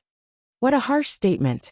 If Yi Yu insisted on being discharged, wouldn't that make her an ingrate? Yi Qianqian secretly gave Li Jinan a thumbs up. Indeed, when Yi Yu heard that, she felt even worse. She looked down and said, "I'm sorry, but I don't want that person to pay for my medical bills anymore." Shen Luo, and insisted on paying for her medical expenses. No matter what she or Yi Qianqian said, he insisted on sending money to the hospital regularly. Wasn't it to let her know that he had married her, and that he would take responsibility for her? However, she did not want this kind of responsibility. Li Jinan raised an eyebrow. "That person, your husband?" The last three words were like thorns, making people feel uncomfortable. Whenever he thought of her, he would remind himself that she was a married woman. "Yes. This is considered a work injury. Our company should pay all the medical expenses for you. I will return all the medical expenses paid by your husband and hire a professional nurse for you. You can rest in peace. When you recover, don't forget to make money for me." Li Jinan stood tall and straight. His hands were in his pockets. He looked at Yi Yu and finally took his hands out of his pockets. When the hand reached out, it was holding a piece of candy, a fruit candy wrapped in colorful reflective paper. When Yi Qianqian saw the candy, her eyes widened. Chapter 1261. With that, he turned and strode out of the ward. Yi Yi looked at the candy in front of her and felt a little strange. This is from Li Jinan. It really doesn't match his image. But he had come all the way from Kingstown just to give her a candy? As she thought about it, Yi Qianqian picked up the candy on the blanket. TSK, a candy from 1,000 miles away. It's a small gift, but it means a lot. He even paid off all your medical bills. Yu, why do I feel that your boss seems to be interested in you? Yi Qianqian raised her eyebrows and smiled sinisterly. This man is not bad. He's handsome and capable. And I've never heard of any scandals. He's a good man. If you can win him over, it'll be good too. Don't talk nonsense. I'm already married. Yi looked unhappy. Eat the candy if you like it. I don't like this kind of child stuff. This marriage of yours, other than getting a marriage certificate and earning some heartache, what else does it have? If you ask me, that be *tch Shen Luo, and isn't good enough for you. Yi didn't say anything. She slowly closed her eyes. When Yi Qianqian saw that, she felt that she was asking for it. She shut her mouth resentfully. She placed the candy on the counter and said, "I'll put my friendship here. I'm going out to make a call to my friend." "Okay." Yi replied without opening her eyes. Yi Qianqian's footsteps faded away. When the door of the ward was closed, Yi opened her eyes. She turned her head and looked at the candy wrapped in beautiful colorful paper. She reluctantly reached out and grabbed it. With great difficulty, she took it out and examined it for a long time. After confirming that it was just an ordinary candy, she felt a little disappointed. I thought there would be a small note inside. Otherwise, would he really come all the way just to give me a candy? That's too strange. After thinking about it, Yi wrapped the candy up again and placed it under her pillow. When Li Jinan walked out of the ward, he realized that his face was burning. Why do I feel like I'm a thief? Uncle, are you going to coax a girl? If a girl is in a bad mood, she'll feel better after eating something sweet. Here, it's for you. To actually listen to a little brat's words, really, Li Jinan was speechless. When he recalled the strange look in Yi Qianqian's eyes, he felt even more embarrassed. That woman is Yi Yu's sister, isn't she? After some thought, he took out his cell phone and called Yi Yu's cell phone. Yi Yu had placed her cell phone by her side. When she heard it ring, she turned her head to look at it. The name Mr. Li was particularly eye-catching. Reluctantly, he picked up the phone, put it on speaker, and called out, "GM Li, what's up?" "Yes, I'm going to sign the contract now. I'll handle your matter. But it might be a little late. You just need to focus on recuperating." So it was just a meeting to sign a contract, so visiting her was just on the way? Strangely, Yi Yu felt a sense of relief and replied, "Thank you, GM Li. Gratitude doesn't come with words." Actions were needed for everything. Before Yi Yu could reply, she heard him say, "I'm hanging up." Then there was the sound of the phone being hung up. The ward was quiet again. Chapter 1262. Yulili chatted with Yi Qianqian for a long time before she hung up the phone. After a few days of fun, Yulili was in a very good state. She turned on the digital screen and painted until she couldn't keep her eyes open. Then she climbed into bed and went to sleep. The next day, at about 8:30, the doorbell rang. Yulili was sleepy. She went to the door and saw it was Oming. Oming looked a little handsome today.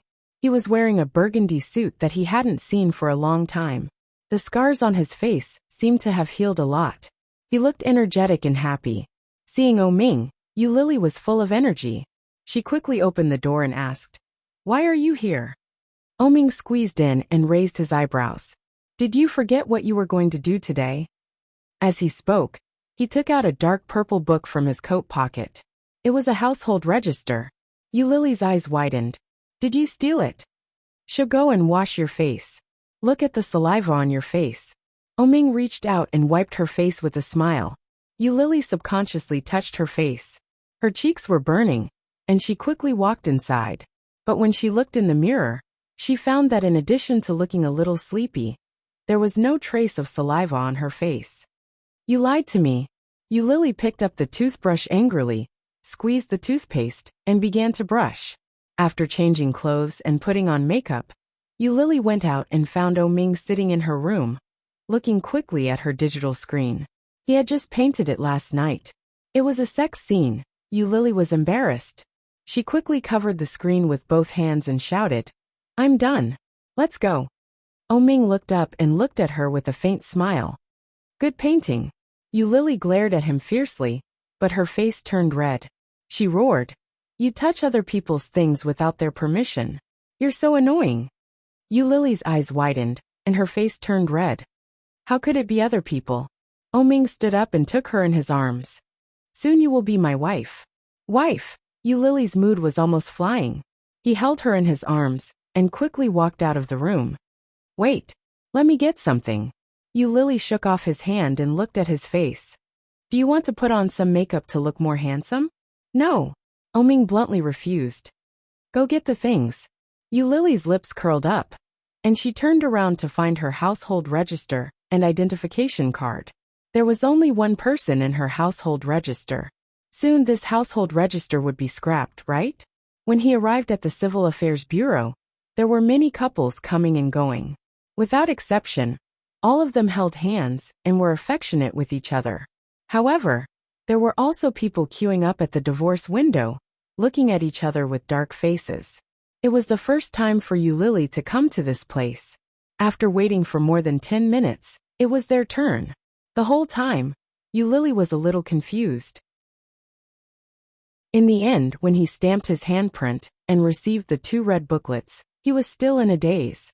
Oming looked at her confused face and unconsciously curled his lips. He quickly bent over to kiss her on the cheek and said, "I'll look at it when we get home." Yulili carefully put the marriage certificate in the deepest compartment of her handbag. After zipping it up, she looked up. Her delicate face was full of smiles that could not be concealed. "Let's go eat." Chapter 1263. Hearing the change in the way he addressed her, Yulili's lips curled up even more, along with her mood. "Let's go for French food, shall we? Your wife will pay the bill." Lily had always liked what Oming liked, but she had never been willing to go to such a luxurious place to eat. Looking at Lily's smiling face, Oming held her in his arms. His lips curled up as he leaned forward with a wicked smile. In a low voice he asked, "Do you want your husband to be a gigolo? He's so handsome. It would be a pity not to be a gigolo." Lily raised her eyebrows, and her eyes curved into a crescent shape. "Let's go gigolo. Let's go eat." Oming chuckled and was pulled outside by her. However, just as Lily was about to take a taxi, Oming pulled her and said, "You drive."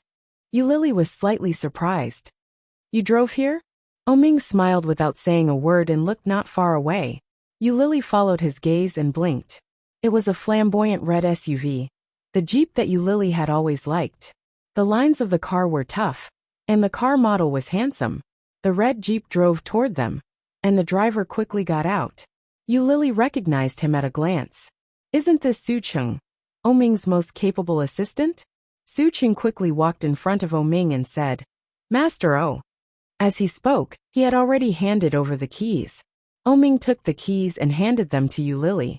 In a soft voice he said, "A wedding gift. Do you like it?" "A wedding gift? There's a wedding gift." Lily smiled and looked at the keys, but she didn't take them. She said, "But I don't want it, Oming." She married him, and didn't want him to give her any benefits. Oming's mother probably didn't even know that they had gotten married. If she knew, wouldn't it be another disaster? "I'm afraid not." Oming shook his head and forced the keys into her palm. "I can't drive with my hands, and I'm blind. Before I recover, you have to drive for me. Are you marrying a wife or a chauffeur?" Lily glared at him. When she heard that, she seemed to be a little unhappy. Oming smiled and pulled her in the direction of the car. He said, "I want both. My wife has to know how to drive. Otherwise, how will I be comfortable in the future?" When Su Chung heard this, his serious face collapsed a little. His cheeks turned red, and he coughed softly. Lily finally reacted. She elbowed him gently and said in a low voice, "Are you a hooligan?" Oming looked a little innocent. He shrugged and smiled helplessly. "What are you thinking about? Your thoughts are too corrupt." Lily was even more embarrassed. She pushed him away, grabbed his car keys, and ran to the driver's seat. Su Chung watched them leave, then went to take a taxi, and went back by himself. When they arrived at the revolving restaurant in Kingstown Tower, Lily and Oming found a table by the window. The place was very quiet. Oming watched Lily order food, then got up and went to the bathroom. Lily sat alone by the window, looking at the distant ground in front of her. The sweet feeling in her heart made her face stiff. But this feeling is so good. Ding dong. A soft sound rang out not far behind him.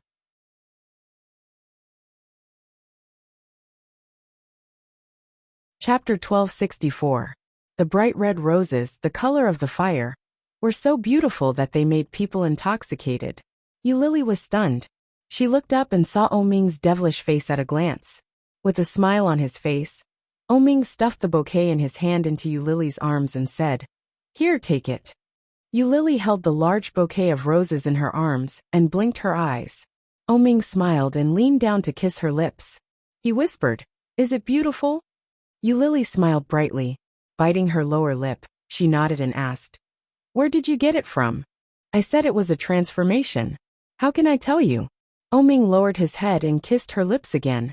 Lily subconsciously looked around, and her cheeks blushed. In the end, she closed her eyes and responded softly.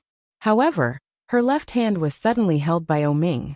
A cold feeling slowly climbed up from between her ring fingers. Lily's heart skipped a beat. She opened her eyes and subconsciously wanted to look at her hand. As soon as she moved her hand away, Oming's lips fell on her cheek. But the corners of his mouth were even wider, and a pair of deep peach blossom eyes looked at her. They were like dots of stars, bright and gorgeous. Lily looked at the diamond ring on her finger. The familiar pattern, the familiar lines. This was clearly the design that Oming had drawn in the study. "Is it very familiar?" Oming gently stroked her ring finger and whispered, "This is called the most love." The most love. Her nose was inexplicably sour, and a wave of heat rushed up, catching her off guard. Lily's eyes were red, and she looked up at him. I started preparing a few years ago, and you only gave me this opportunity now. You are too cruel. Ming's voice was full of resentment, laughter, and indescribable gentleness. There is one more. Ming opened Lily's palm and placed a small cold circle on her palm. It was a man's ring. It matched the women's ring on Lily's hand. It looked tough, but it was very beautiful. Ming reached out his injured left hand toward Lily. He stretched out his hand and looked at Lily with a smile. Come. Lily helped him put the ring on. He held her hand in his and kissed the back of it. Honey, let's eat. We'll go home after that. Lily looked at him with sparkling eyes and nodded. Yes. When the dishes were served and they finished eating, Lily and Ming went downstairs together. Perhaps it was because they were in a good mood, or perhaps it was because they were getting married today. But both of them were dressed exceptionally well. Many people were looking at them. After looking at Ming's face, they looked at Lily's face with envy in their eyes. Lily went down to the garage to get her car. After she drove the car out of the garage, she was a little confused. Going home at this time? But where was their home? Which home should he return to? Ming turned his head, raised his eyebrows and asked, "What's wrong?" Lily turned her head and smiled. "Now where are we going?" "Let's go home, back to our home." "Then where should I go?" "To our new house, of course." "Drive straight ahead." "New house? A new house that only newlyweds would have?" Lily's face turned red. She started the car, stepped on the accelerator, and drove in the direction that Ming had indicated. The location of the new house was very quiet, but the location was not remote at all.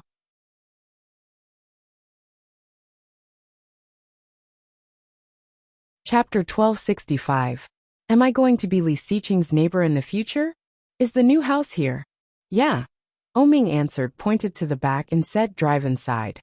Lily listened to Ming's words and quickly drove the car to a villa that covered a large area and looked very grand. The entrance was very big, and two new iron doors that looked a little retro were open from the inside. Lily drove the car in, and as soon as she entered, she saw a big front yard. There were 2 flower beds in the front yard. Lily parked the car in the open space next to the flower beds, and then got out of the car. It's so beautiful. It was spring, and the flowers were in full bloom, bright and beautiful. In the middle of the 2 flower beds, there was a wide avenue. Let's go in. Ming took her hand and walked straight inside. Lily looked at the big and empty villa and felt a little strange. It was much bigger than the villa in Shishan where she used to live. Suqing came out of nowhere and shouted, "Master, oh madam." As he said that, he opened the door. As for Lily, she was lost in thought when she heard the word madam. Madam? Is he calling me? After entering, Lily found that the decoration inside was also the style that she liked. It was simple and elegant, but it had everything that should be there. It had a strong modern minimalist style. Inside the house, it seemed that there was an aromatherapy, and it smelled very good. It was also the jasmine fragrance that Lily liked very much. "We will live here in the future. Do you like it?" Ming took her hand and whispered with his head down, "I have been preparing for a long time, and I can finally move in." "Is this also something that you have been preparing for several years?" Lily looked at him, a little incredulous. Ming smiled but did not speak. Looking around, he saw that everything had been branded with Lily's mark. The car and the house were all bought in Lily's name. However, there was no need to tell her this. "Let's go, I will show you." The villa was divided into 2 floors. The first floor was the living room, the kitchen, the dining room, the bathroom, the gym, and the balcony. The second floor was filled with rooms. There was a study, a master bedroom, a second bedroom, and a guest room. The place was very spacious. Ming pulled Lily into the room. The walk-in closet was especially large. It was comparable to the room that Lily was currently living in at Yi Qianqian's place. The room was so big that it was empty. The bathroom was twice the size of the one in the West Mountain Villa. Especially that jacuzzi, it was huge and wide. Lily looked at the huge bathtub and blushed. But she quickly lowered her head and turned her face away, so that Ming wouldn't see her strangeness. Ming had already seen it. He chuckled and said, "In the future, we can be happy wherever we are." Lily blushed even more and walked out quickly, pretending not to understand. She went to the room. It was a 2-meter diameter giant bed. The main color of the room was red and white, which Lily liked. It looked bright and energetic. It was very comfortable. Everything was prepared for her. How nice. The villa was very big. It took Lily nearly half an hour to walk around. It's such a big place. Are we the only ones living here? Lily looked at him and asked. Don't you think it's a little empty? Chapter 1266. The Yushio villas were famous in Kingstown. The people who could live there were either wealthy or respectable. Li Siqing had bought a villa there a long time ago and moved in early. After returning from a trip, he stayed in the old house for a while, but not long after, he returned to Yushio Villa. Su Qianxi was leading a few children to recite ancient poems in the living room. The 3 children were a little interested and recited along with her. Nanny Rong watched them from the side with a kind smile. Ding dong! The doorbell rang, and the children looked over. Li Jianyue immediately got up and shouted, Mommy, I'll go open the door. The smile on Nanny Rong's face deepened. She pushed the little girl back down and said, I'll go. You sit down. Li Jianyue immediately sat down again and shouted, Thank you, Nanny Rong. You're welcome. Ursu has to learn poetry from Mommy. Yeah. Nanny Rong looked through the peephole and was surprised to see Ming. She quickly opened the door and shouted, Madam, Mr. O is here. Ming and Lily walked in hand. When the 2 of them walked in together, the children's eyes lit up when they saw them. Li Jianyue got up and ran toward Ming, shouting, Uncle O. Ming squatted down with a smile and reached out toward Li Jianyue, intending to catch her. But Li Jianyue stopped when she was about to reach him. She looked at Ming's hand and asked, Uncle, is your hand not healed yet? Ming smiled and pinched the little girl's pink cheek. It's not that fast, but it'll be fine soon. Li Jianyue nodded and blinked her big eyes. Uncle, you have to get better soon. Auntie, you're here too. With that, she went up and took Lily's hand. She looked at the ring on Lily's hand and exclaimed, Auntie's ring is so beautiful. Lily smiled and squatted down. Thank you, Ursu. Li Jianyue smiled and pulled Lily to the sofa. Mommy, big brother, come quickly. Su Qianxi looked at the little girl from afar. It was obvious that she was trying to avoid reciting poetry. She shook her head and said, Go and call your father out. Oh. The smile on Li Jianyue's face widened. She immediately let go of Lily's hand and strode inside. But when she ran, her pink spring dress fluttered, and she shouted in a sweet childish voice, Daddy, Daddy. The little girl's voice faded away. Li Mosin and Li Jianxian also got up and ran to the kitchen. Nanny Rong was making tea for the guests. Seeing the 2 boys running in, she couldn't help but ask, What are you 2 doing? Li Jianxian came over and said, Granny Rong, give me the tea. I'll bring it over to the guest. Li Mosin said, I'm here to get some snacks for the guests. Nanny Rong poured the tea, but she did not give it to Li Jianxian. Instead, she gave it to Li Mosin and said, Young Master Mosin is the older brother, so he will be more careful. Young Master, you can take the snacks out later. Li Jianxian felt a little regretful, but he also nodded. Okay. Not long after Ming and Lily sat down, they heard a tender voice coming from inside. It was slowly coming out. Chapter 1267. Hearing the little girl's words, Su Qianxi turned around and looked at the father and daughter coming out. Li Siqing walked out steadily with his daughter in his arms. When he heard Li Jianyue's words, he smiled and nodded. Then I'll talk to your mother. Whether you can succeed or not, you have to rely on yourself. I heard that. Su Qianxi pretended to look over with a straight face. She looked unhappy and said, My daughter actually said bad things about me. How do you think Mom will punish you? When Li Jianyue heard that, she quickly covered her mouth. She looked at Li Siqing pitifully and shouted, Daddy, save me. Li Siqing walked over with his daughter in his arms, pinched her little face and whispered, I'll help you later. When Li Jianyue saw how secretive her father was, she quickly nodded her head and carefully turned to look at her mother. She covered her little face and went into Li Siqing's neck. She whispered, Daddy, you must keep your word. Don't be fooled by mommy's honey trap. The little girl thought that her voice was very low, but at the same time, Ming and Yu Lily both laughed. Li Jianhua was shocked. She turned her head and found that they were all looking at her. Li Jianhua stuck out her tongue and looked at Su Qianxi timidly. She found that she was also looking at her. Her little heart jumped, and she quickly climbed down from her father's body. She ran over to her and shouted, "Mom!" Su Qianxi pretended to be unhappy and turned her head away. Li Jianhua quickly climbed over to the other side and held her arm, shouting, "Mom!" Su Qianxi looked at her this time. Li Jianhua pouted and leaned toward her. She said vaguely, "Kiss me." But before she could kiss Su Qianxi's mouth, her line of sight was blocked by a big palm. Her little mouth pecked a rough palm. Li Xiqing picked her up and threw her to the side of the sofa. He said, "Go play with your brothers." Li Jianhua was a little unhappy and pouted. Just at this time, Li Mosin came out with a tray. There were 2 delicate and beautiful cups on the tray. Just behind Li Mosin, Li Jianxian also came out with 2 plates of snacks and put them on the coffee table. How sensible.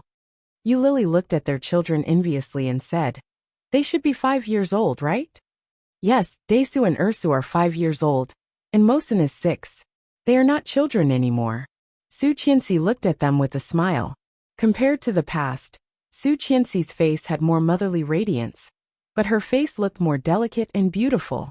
Nanny Rong brought 2 more cups of tea and a few glasses of juice for the children. She said, "Mr. O, I heard you were injured. Your eyes." Ming smiled and said, "Well, it was just a few days ago." "Nanny Rong, please sit down. I have something to say." Yu Lily put the gift box on the table and looked at Ming. She already knew what he wanted to say. Sure enough, Ming took out a red booklet from his pocket. The words marriage certificate were written on it, and it was displayed in front of them. Seeing this, Li Xiqing's deep and narrow eyes flashed with a bright smile. "You finally made your move?" Your mother agreed. "No, I acted first and reported later." Ming carefully put the marriage certificate in his pocket and said, "If I told her in advance, she probably wouldn't agree no matter what." Chapter 1268. Of course not. Ming denied it without hesitation. "I want to talk to my parents after I'm done with the matter at hand." His mother had a strong opinion of Yu Lily, so much so that even Huojin and Wen Fenglin couldn't resolve it. If this continued, Xiao Ziqing would have to think things through if she wanted to accept Yu Lily. That possibility wasn't impossible, but it was too low. Based on Xiao Ziqing's insistence over the past few days, Ming guessed that the main reason they were stuck between them now was because of Yu Lily's background. If they could find Yu Lily's biological parents, things might change. "I think your father will be very angry about such a big matter." Li Xiqing had known Ming since they were young, so he was very familiar with Huojin. The uncle looked kind, but he had a bad temper. If he got angry, he might even hit someone. "My father is easy to deal with, but my mother is the key." Ming sighed. "Let's just let nature take its course." Su Qianxi saw that the topic had become a little heavy. She looked at Li Jianhua, who seemed to understand, and whispered, "Follow brother to the room to play." Li Jianhua blinked and nodded obediently. Then, she took Li Jianxian's hand and said, "Brother, let's go inside to play." Li Jianxian had never been able to do anything with his sister. After leading Li Mosin and his sister inside, he said, "I'm going to read. You two play." Li Jianxian was happy when she heard that. She waved her hand and said, Go on, go on. I'll play with Brother Mosin." Li Jianxian didn't care and turned to leave. Li Jianhua closed the door and said excitedly, "Brother Mosin, let's play that game." Li Mosin frowned and said reluctantly, "No, it's just the 2 of us. I'm always down there. It's tiring." "I don't care. If I'm down there, I'll be crushed by brother. Lie down. Hurry up." Li Jianhua urged him and pushed him toward the bed. Li Mosin was like Li Jianxian. He was helpless toward this little girl and didn't know how to comply. After thinking about it, he still lay down. Li Jianhua pushed him so that he was lying on his side and said unhappily, "You should be lying down like this." As he spoke, the little fellow climbed onto Li Mosin's body. His chubby little body was pressed against Li Mosen's. It was very meaty and very comfortable. Li Mosen asked helplessly, "Are you done?" Ursa was a little excited. She straightened her little body and shouted, "I'm done, push me down." Li Mosen leaned to the side, and Li Jianyue's small, fleshy body fell to the other side of the bed. The little guy's body fell down, and he giggled excitedly. He shouted, "Again, again." Li Mosen leaned over, and Li Jianyue did the same. After a few times, Li Jianyue's interest did not diminish at all. Instead, she became even more excited and shouted, "Brother Mosen, let's do it again." "No, I'm so tired," Li Mosen refused. "You'll crush me to death like this." Li Jianyue pouted her pink little mouth and looked at Li Mosen with a pitiful look. She said, "It's the last time." Li Mosen looked at Ursa's little face and finally softened his heart. He warned, "It's the last time. Okay." Chapter 1269. However, just as Li Jianyue climbed on top of him, the door to the room was opened. The two little guys on the bed were so scared that they shivered. Li Mosen quickly turned his body, and Li Jianyue fell down. Then, both of them turned their heads at the same time. Li Jianxian walked in with a book in his hand. When he saw their big reaction, he felt a little strange and asked, "What are you doing, brother?" Li Jianyue got up and looked at Li Jianxian. Her face was full of accusation as she said, "Why didn't you knock on the door when you came in? That's so rude." Li Jianxian laughed. "This is my room too. I'm entering my own room. Why do I have to knock on the door?" Li Jianyue's pink face suddenly turned red. She said, "If there is someone inside, you should knock on the door. Don't you have to knock on the door when you enter Mom and Dad's room? How can that be compared? Mom and Dad are husband and wife. You are brother and sister." Li Jianyue's heart was stifled. She felt even more uncomfortable when her brother said that. However, she just felt that what her brother said was wrong. It was wrong. However, she couldn't tell what was wrong. It was as if there was something that had to be said, but she didn't know what to say. This feeling was too uncomfortable. The little fellow snorted, turned her head and shouted, "I don't care about Big Brother anymore. Big Brother is always right." Li Jianxian walked in with the book in his arms. He took off his cotton slippers and climbed onto the bed. He said, "That's because what I say makes sense. You can't refute it, so you feel that what I say is right." When Li Jianyue heard this, she was even more unhappy. "But what were you doing just now? Why did you look like that? We were playing a game of chasing you off the bed." When Li Jianyue heard this, she immediately smiled and shared it. She said, "Brother doesn't play with me every time. So Brother Mosen and I created this game. It's so fun." "It's not fun," Li Mosen immediately retorted. "It's not fun at all." Li Jianyue put her hands on her hips and puffed out her chest. She shouted, "It's fun." Li Jianxian looked at the two of them yelling at each other. He pursed his lips in disdain and said, "Mosen, don't play with her if you don't think it's fun in the future. You'll spoil Ursa too much. Girls are meant to be spoiled. If you don't spoil me, it means you don't love me." "Humph." Li Jianyue used Li Xiqing's method and said, "I'll tell Dad and let him criticize you." "Ursu, you are so bad." Li Mosen wrinkled his nose and said, "I won't play this with you in the future. When I'm in a good mood, I'll play with you again." "Don't do that." Li Jianyue frowned and pouted her pink lips. "Brother Mosen is the best," she said in an ingratiating tone. Li Mosen didn't listen to her. He turned his head and said, "When I'm in a good mood." "Are you in a bad mood now?" Li Jianyue blinked her eyes, looking a little aggrieved. "Oh no, Ursu is bullying me." "I'm not. Brother Mosen is the best. I can't bear to bully Brother Mosen." The little girl raised 3 fingers and made a gesture of 3. "I swear." Li Jianxian sweated and reminded her. "Ursu, you swore wrongly." "Ha."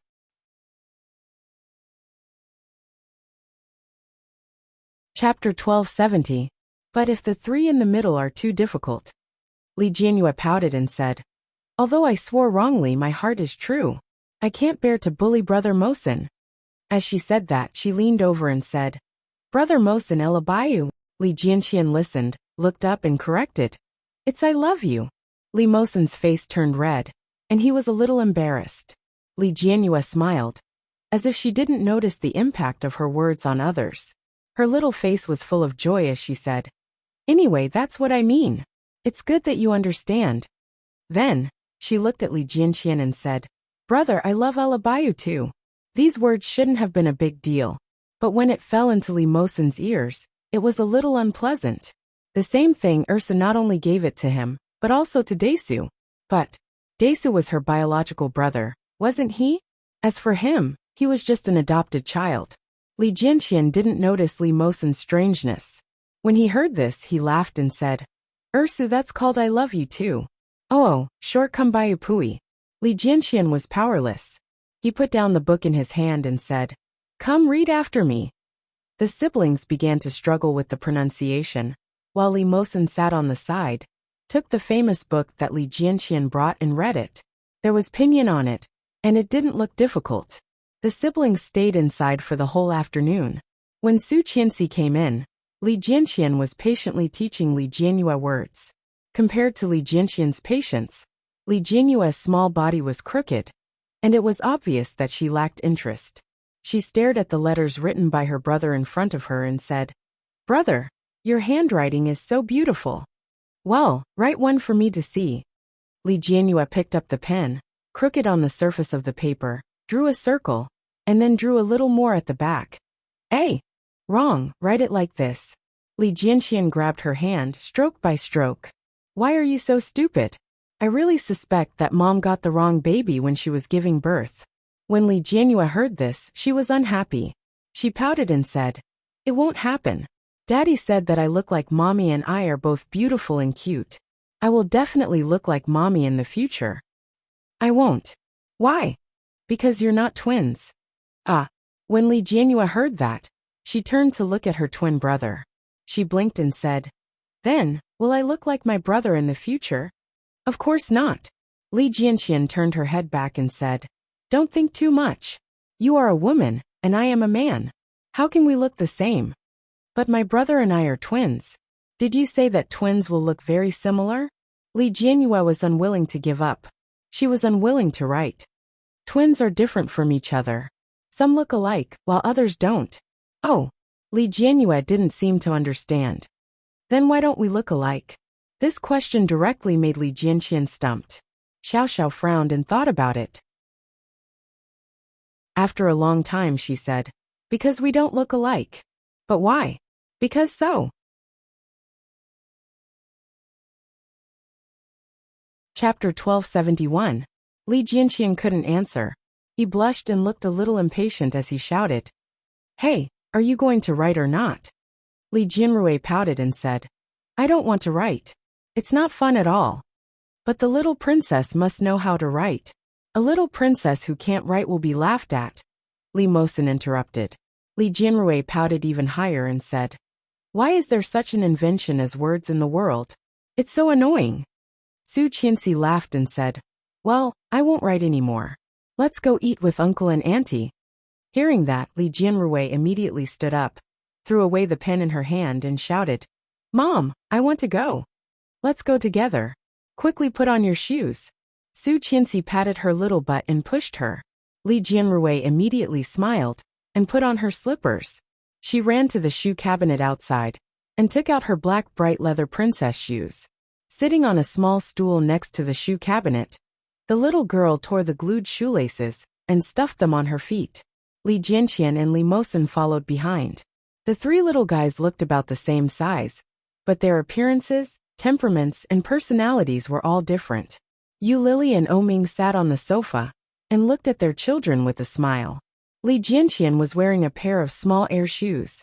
He untied the shoelaces and tied them neatly before standing up.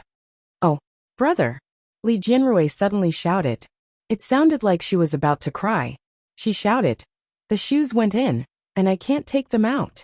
Li Jianqian turned his head and asked, "Where did they go?" "Look." The shoes were stepped on by the little girl's heel. Li Jianqian looked helpless and said in disgust, "Stupid." Li Jianrui didn't dare to speak and looked at her brother with a pair of big round eyes. Li Jianqian squatted down and took off her little shoes helplessly. He said, "You have to do this like this, Li Jianrui responded. But she didn't listen very carefully. Instead, she looked in the direction of Li Mosen.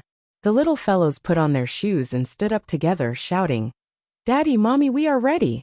Looking at the interaction of the children and the lively atmosphere, Oming quietly lowered his head and whispered into Yulili's ear. "It seems that it is good to have more children. You want 3 too?" Yulili stretched out her finger and pushed his face away. "Do you think I'm a sow? Sows aren't bad either. 3 at a time." Oming touched her finger and chuckled. "At that time, we can let the children play with their children." Second brother's children were very smart. All 3 of them were very clever. Oming knew what was going on and whispered, "That girl must have been spoiled by Lao Er." As if to confirm his words, Li Xiqing walked up, picked up his daughter and asked, "Are you hungry?" Ursa shook her head. "I'm not hungry." Li Xiqing seemed very happy. He pinched her little face and said, "Let's go.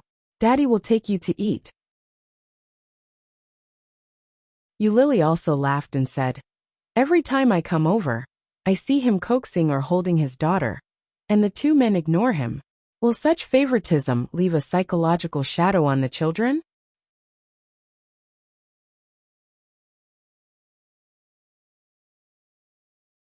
Chapter 1272. Go find a sow to give birth to. Yulili pushed him, but she couldn't suppress the smile on her face. Oming didn't mind. He pulled her along and followed the family of 3. They followed quietly and quickly went out. Su Qianxi had a big car, and they were all neighbors. After getting in the car together, they drove to the hot pot restaurant. The children were very lively, especially Li Jianyue. She sang and jumped along the way and chatted with Yulili. At this moment, she sat on Yulili's lap and asked in a childish voice, "Auntie, can I learn painting from you in the future? I also like painting, but my brother always says that my painting is so ugly. I am so angry." Yulili smiled and said, "Of course, I am your neighbor now. If you want to play with me, you can come over at any time." "Really? Where do you live, Auntie? After dinner, I will take you to have a look." "Aha." Li Jianyue looked very happy and said, "Then hurry up, Auntie." The car sped up, and soon they arrived at the place to eat. The children were playing together, and several adults were sitting at the coffee table and talking.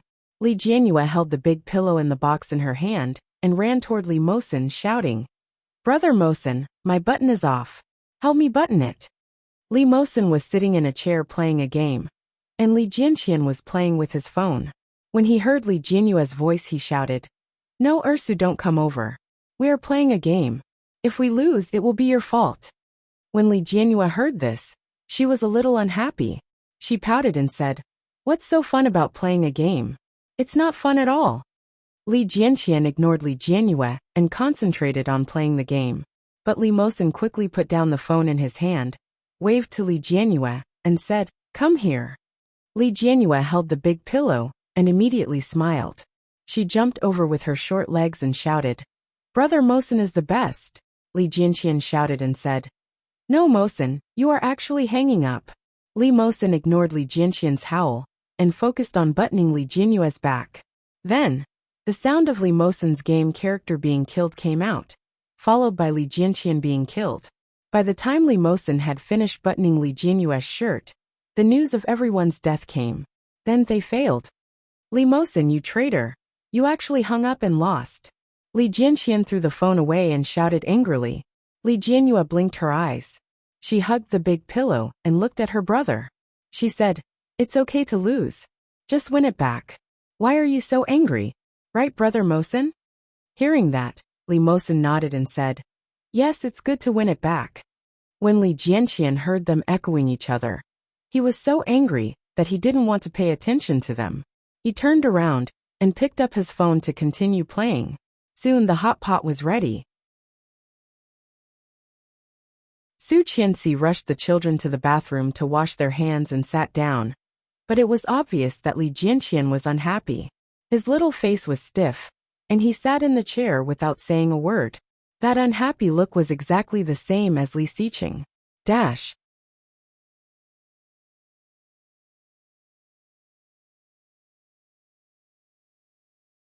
Chapter 1273.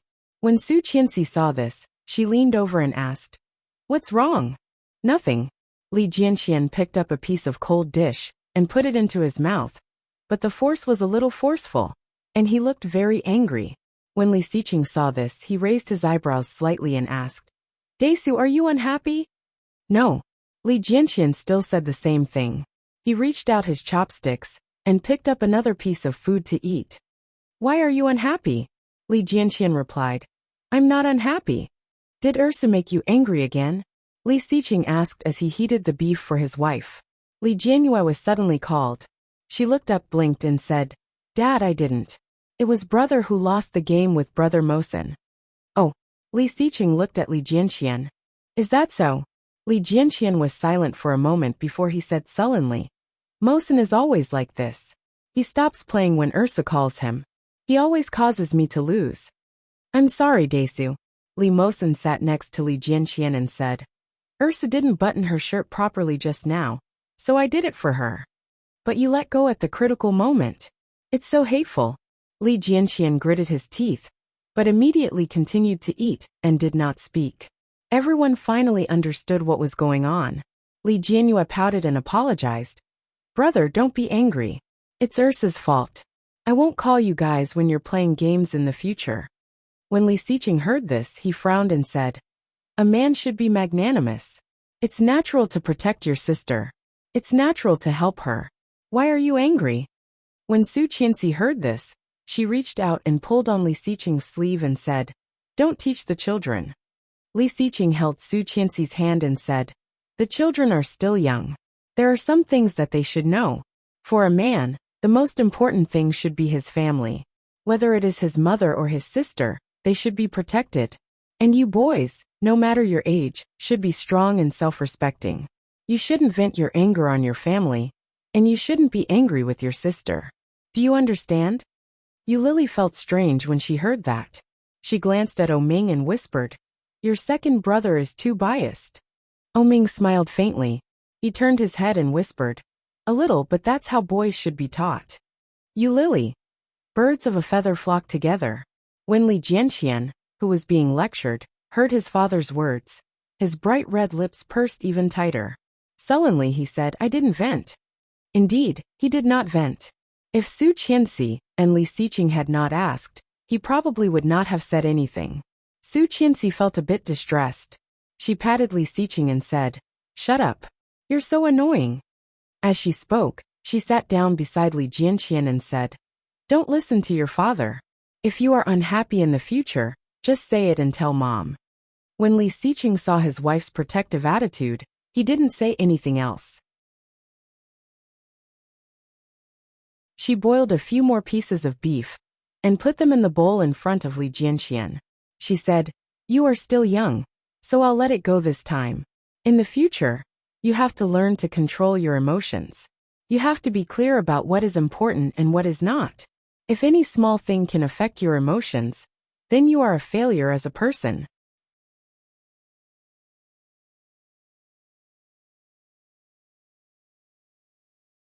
Chapter 1274. 5 years old, not young anymore. When I was 5, I was already in primary school. It is not good for these children to stay at home. Let Chingyu arrange for them to go to school, Li Xiqing said, looking at them. Su Qianxi was a little reluctant and said, "It's good for them to study at home. There's a limit to what my family can give me. I need to get in touch with other friends." After a pause, he continued, "If you don't go out and see, how will you know how good you are?" Su Qianxi was overjoyed by his words.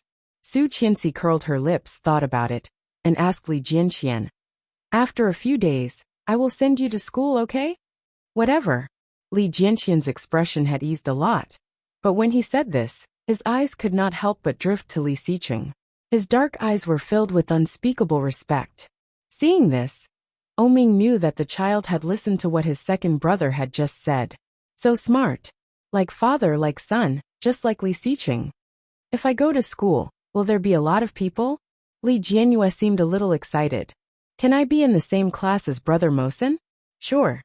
Li Xiqing curled his lips and glanced at his excited daughter. "If you pass the exam," Li Jianyue was even happier and cheered. I will definitely get in. When you go back, you have to study hard, Li Jianxian, Li Xiqing called out. Li Jianxian straightened his back and looked at Li Xiqing. Dad, go back and help your sister with her revision, Li Mosin. Li Mosin also looked over. He was a little happy and shouted, Here. You're 6 years old. I'll hire a tutor for you, so you can go straight to elementary school. Okay, Dad. Li Mosin was overjoyed. What about Desu and Ursu? Will you be in the same class with me? Desu will be in the same class as you. As for Ursu, Li Jianyue was a little unconvinced and shouted, I can get in. Dad, don't look down on me. Li Xiqing chuckled, pinched her little face with his big hand and said, Hurry up and eat. The whole family sat together, happy and harmonious. After they finished eating, Yulili took them to tour the new house that she and Oming were living in. It was also Yulili's first time living in this house. Just when she thought she had explored all the places, she shouted, Auntie, there's a door up there. What's it for? The door above? When Yulili heard that, she looked up. It was a small place on the side of the stairs. If one did not look carefully, one would not notice that there was a small door here. The small door was only big enough for an adult to enter. It was very small. Oming stepped forward and said, That's a holographic room. Your Auntie Lily has never been in it before. Let's go. Uncle will take you in. Li Jianyue didn't understand what holographic meant, but when she heard that they were going in, she immediately nodded. Oming turned around and took out a remote control from somewhere. He pressed the button, and the small door quickly opened. It was pitch black inside. Oming pressed the remote control again, and a large area of light immediately lit up inside. Blue murmuring water. Come, let's go in and take a look.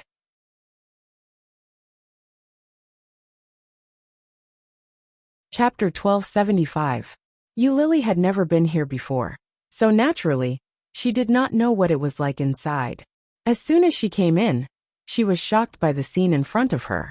The surroundings were navy blue, and there was water everywhere. Large and small sea fish were swimming around, looking lazy and leisurely. There was also cool air around him, as if there was really water coming from all directions. Gurgle, gurgle. The sound of water came from all directions, and she felt a sense of crisis. The little girl stood on the flat and hard ground, but this inexplicable feeling of being suspended in the air was a little frightening. Li Jianrui subconsciously grabbed Li Xiqing's big hand and leaned over with some fear. However, a pair of big eyes still stared curiously at the bottom. The fish coming and going, and the constantly gurgling water, all made Li Jianrui feel very excited and fun. At the bottom, there were beautiful corals and seaweed that swayed endlessly. The waves swayed layer by layer, looking beautiful. Beautiful tropical fish, colorful, gently swayed their tails, and their mouths blew bubbles. And Li Jianxian and Li Mosin, looking at the deep-sea fish coming and going, seemed to appear in front of them. They reached out and wanted to touch them, but quickly passed through their bodies. Su Qianxi also felt a little emotional, feeling that it was a little fun. Oming saw the appearance of a few children, and then looked at his own woman. At this moment, Yulili was staring at a shell below. The shell swam and opened and closed, looking a little funny. Yulili looked at it with a smile and shouted, Look at this. Li Jianrui giggled, took Li Xiqing's hand and shouted, Dad, can I come often to play in the future? You have to ask your Uncle Oming. When Li Jianrui heard that, she turned to look at Oming, blinked her big eyes and asked, Uncle Oming, can I? Of course, you are welcome at any time. Oming rubbed Li Jianrui's little head. You can ask your brothers to bring you over. Okay. Li Jianrui was very happy. Thank you, Uncle. Well, let's go back. Li Xiqing pulled Su Qianxi and said, They just got married today. Hearing this, Su Qianxi understood. Her cheeks were slightly red, and her elbow gently moved Li Xiqing. Then, he brought the children with him and walked out. The children were a little reluctant to leave, especially Li Jianyue. She had a pair of big eyes and looked around. She seemed to be very interested. However, no matter how reluctant he was still pulled away by Su Qianxi. Leaving so soon? Stay a little longer, Yulili said. No, it's time for the kids to go home and take a shower. See you. She waved her hand. When Lily heard that, she nodded her head and said, "All right, I'll see you off." "No, you guys stay here. It's only a few minutes walk. It's not far." Su Qianxi pushed her back and patted her hand. "Happy wedding." His words made Lily's heart feel as if it was boiling water, and it felt warm. "Thank you, Qianqian." She chuckled and waved her hand. "Let's go." After sending off the family, Lily closed the door. When she turned around, she saw Oming walking toward her with something in his hand.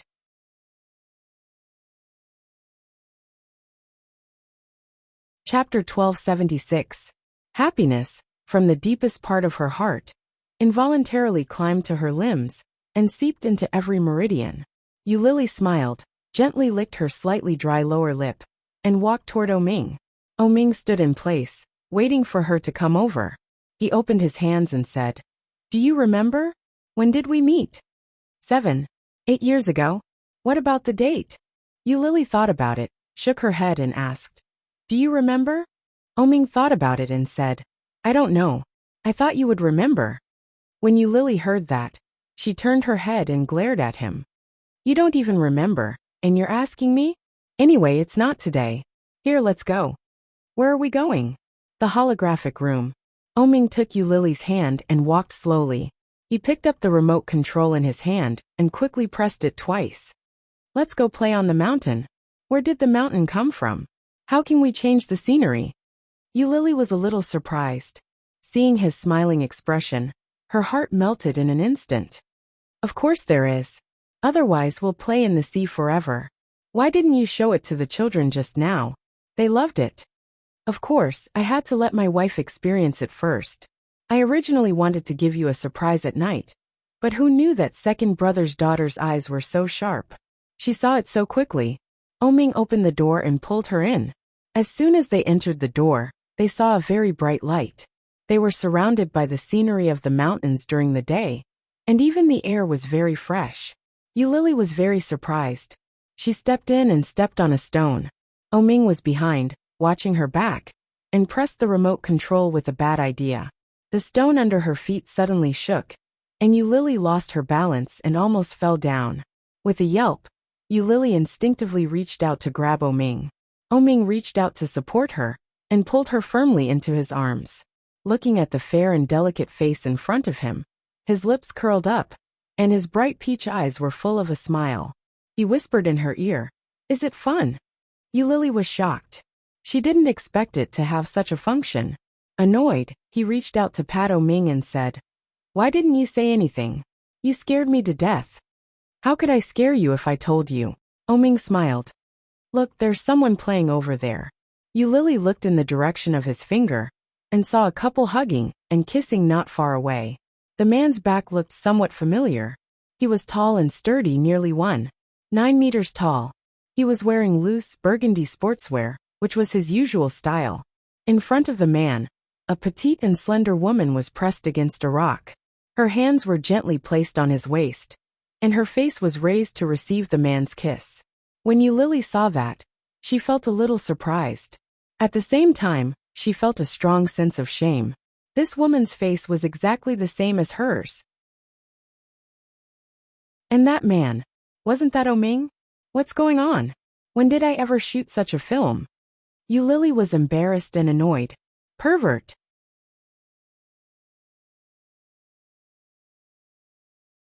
Chapter 1277. Another wedding gift. Lily turned to look at him. Her cheeks were slightly red, but her embarrassment had calmed down a little. She asked, "Why are there so many wedding gifts?" "Well," Oming thought about it and said softly, "just think of it as compensation for being late to the wedding." "Wedding?" "Yes, wedding." Oming pushed the hair on her forehead to the back of her head. "Second brother's wedding is flying to Ireland. I heard that the next wedding anniversary is going to Venice. TSK, this guy is too wild." His words were full of envy, jealousy, and hate. Oming's face was full of envy.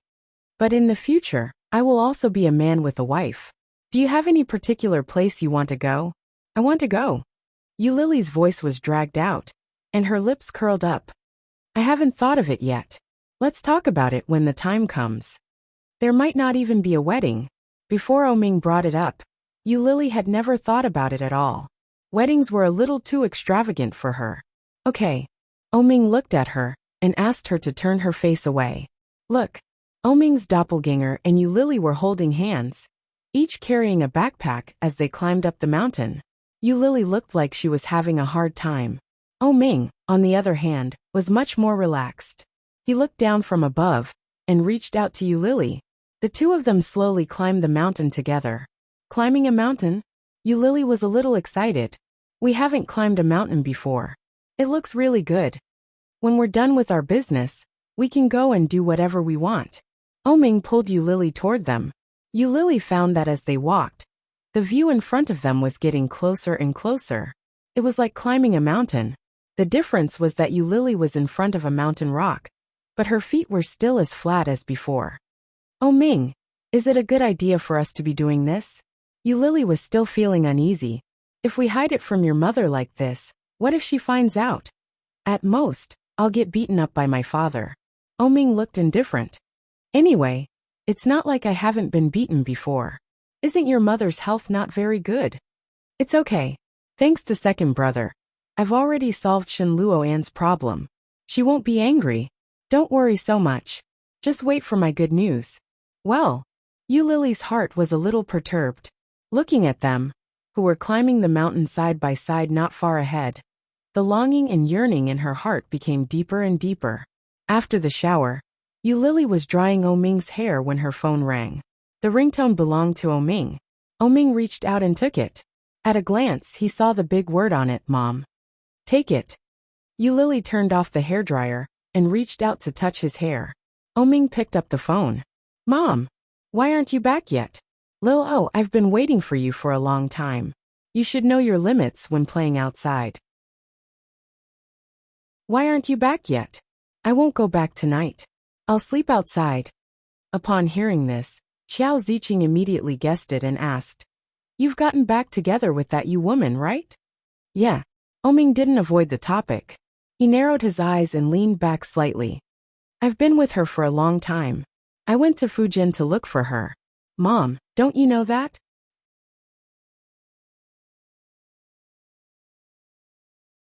Chapter 1278. Mom, what kind of drug did my father feed you back then? Do you want to marry him that badly? Xiao Ziqing immediately retorted. How can that be the same? Your father and I are of the same social status. What kind of family does that woman come from?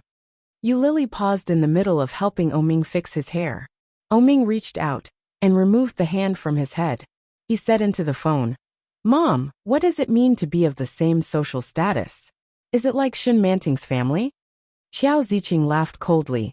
At the very least, Shin Manting's family makes it impossible for me to find any other reason for her to marry you other than liking you. Is that so? But Shin Manting is not a biological daughter of the Shin family. You know that, don't you? Regardless of whether she is biological or not, the Shin family treats her like a daughter. That means she is a daughter of the Shin family. But now that she is like this, of course, I can't let you marry her. What if Lily's family is the same as the Shin family? Oming's trap, one by one, slowly and patiently lured Xiao Ziqing into it. Lily had discovered it, but Xiao Ziqing had no idea. Xiao Ziqing was amused and asked, Isn't she an orphan? Yes, but Grandma Shin likes Lily very much. She has already accepted her as her granddaughter. In a few days, I will go with her to the capital to meet old Mrs. Shin and hold the induction ceremony.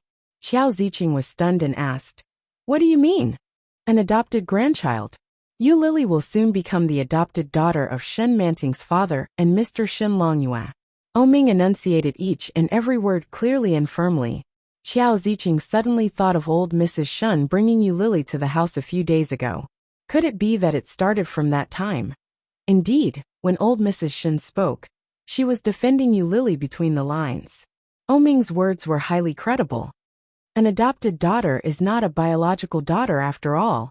The Shin family treats her like a daughter, so she is a daughter of the Shin family. Didn't you just say that? Xiao Ziqing was stumped by her own words and was momentarily speechless. Just as she was about to say something, she heard Oming say, Mom, it's late. I'm going to rest. I'll bring her back tomorrow, and let her serve you tea. Serve tea. When Xiao Ziqing heard these two words, she vaguely guessed something. Wait a moment. But before he could say the next two words, the call was immediately hung up. Serve tea? Xiao Ziqing had a bad feeling about this. She picked up her phone and called her son, but he wouldn't pick up. Offering tea? What did that mean? Wasn't bringing a woman home to serve tea something that only a new wife would do? Could it be that they were married? After figuring it out, Xiao Ziqing felt a surge of air in her chest. She was so furious that she shouted, "Old O!" Ming hung up and switched the phone to silent mode. He tossed it aside and pressed Yu Lily onto the bed. He placed his head on her neck and said, "Honey, go to sleep." Yu Lily's neck was tickled. She chuckled and said, "Wait a moment. My hair isn't dry yet." "Yeah, I'll help you dry it. Sit down."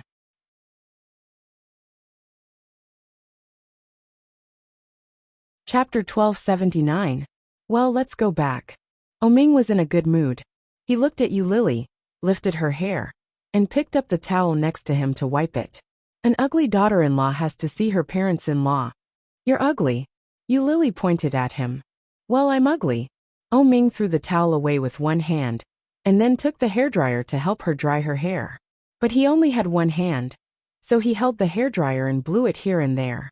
Yu Lily's short hair was a little messy. In the end, she couldn't stand it anymore and slapped his hand away.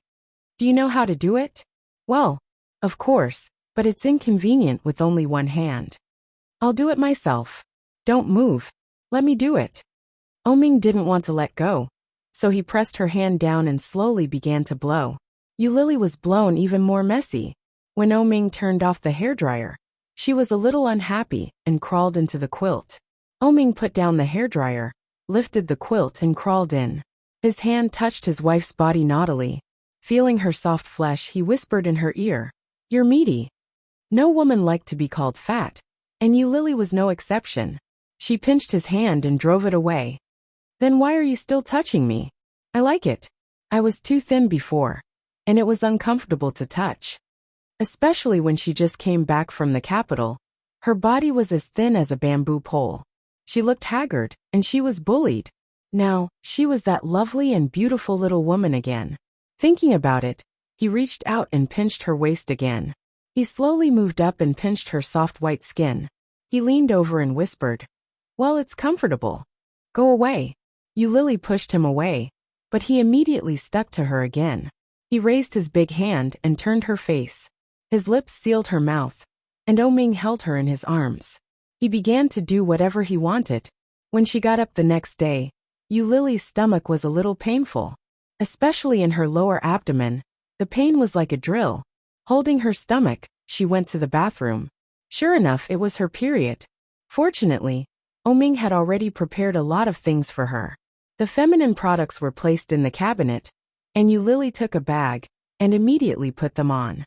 Her movements were very light, so she didn't wake up Ming, who was sleeping soundly. When he woke up, there was no one beside him. He washed up and changed his clothes. When he walked out, he saw breakfast on the table. It was a simple Chinese breakfast with soybean milk and fried dough sticks on the table. Yu Lily walked out with a plate of ham and eggs on it. When he saw Ming coming over, he greeted, "Good morning." "Who are you saying good morning to?" "With you." Yu Lily felt a little strange and looked at him. Ming walked over and took the plate from her hand. "What did you call me?" As soon as Yu Lily heard that, she knew what he was going to do. A sly smile flashed across his big eyes as he said, "Oh." Ming, who was originally full of expectations, was suddenly disappointed. He was a little dissatisfied. He frowned and said, "Change it." "Ming, change again. That's all." Yu Lily shrugged. Ming walked over and gritted his teeth. He hugged her and kissed her lips. In a low voice he said, "Call me husband." Wife call me. Husband." Ming was finally satisfied. He held her head with his big hand and gave her a long, lingering morning kiss.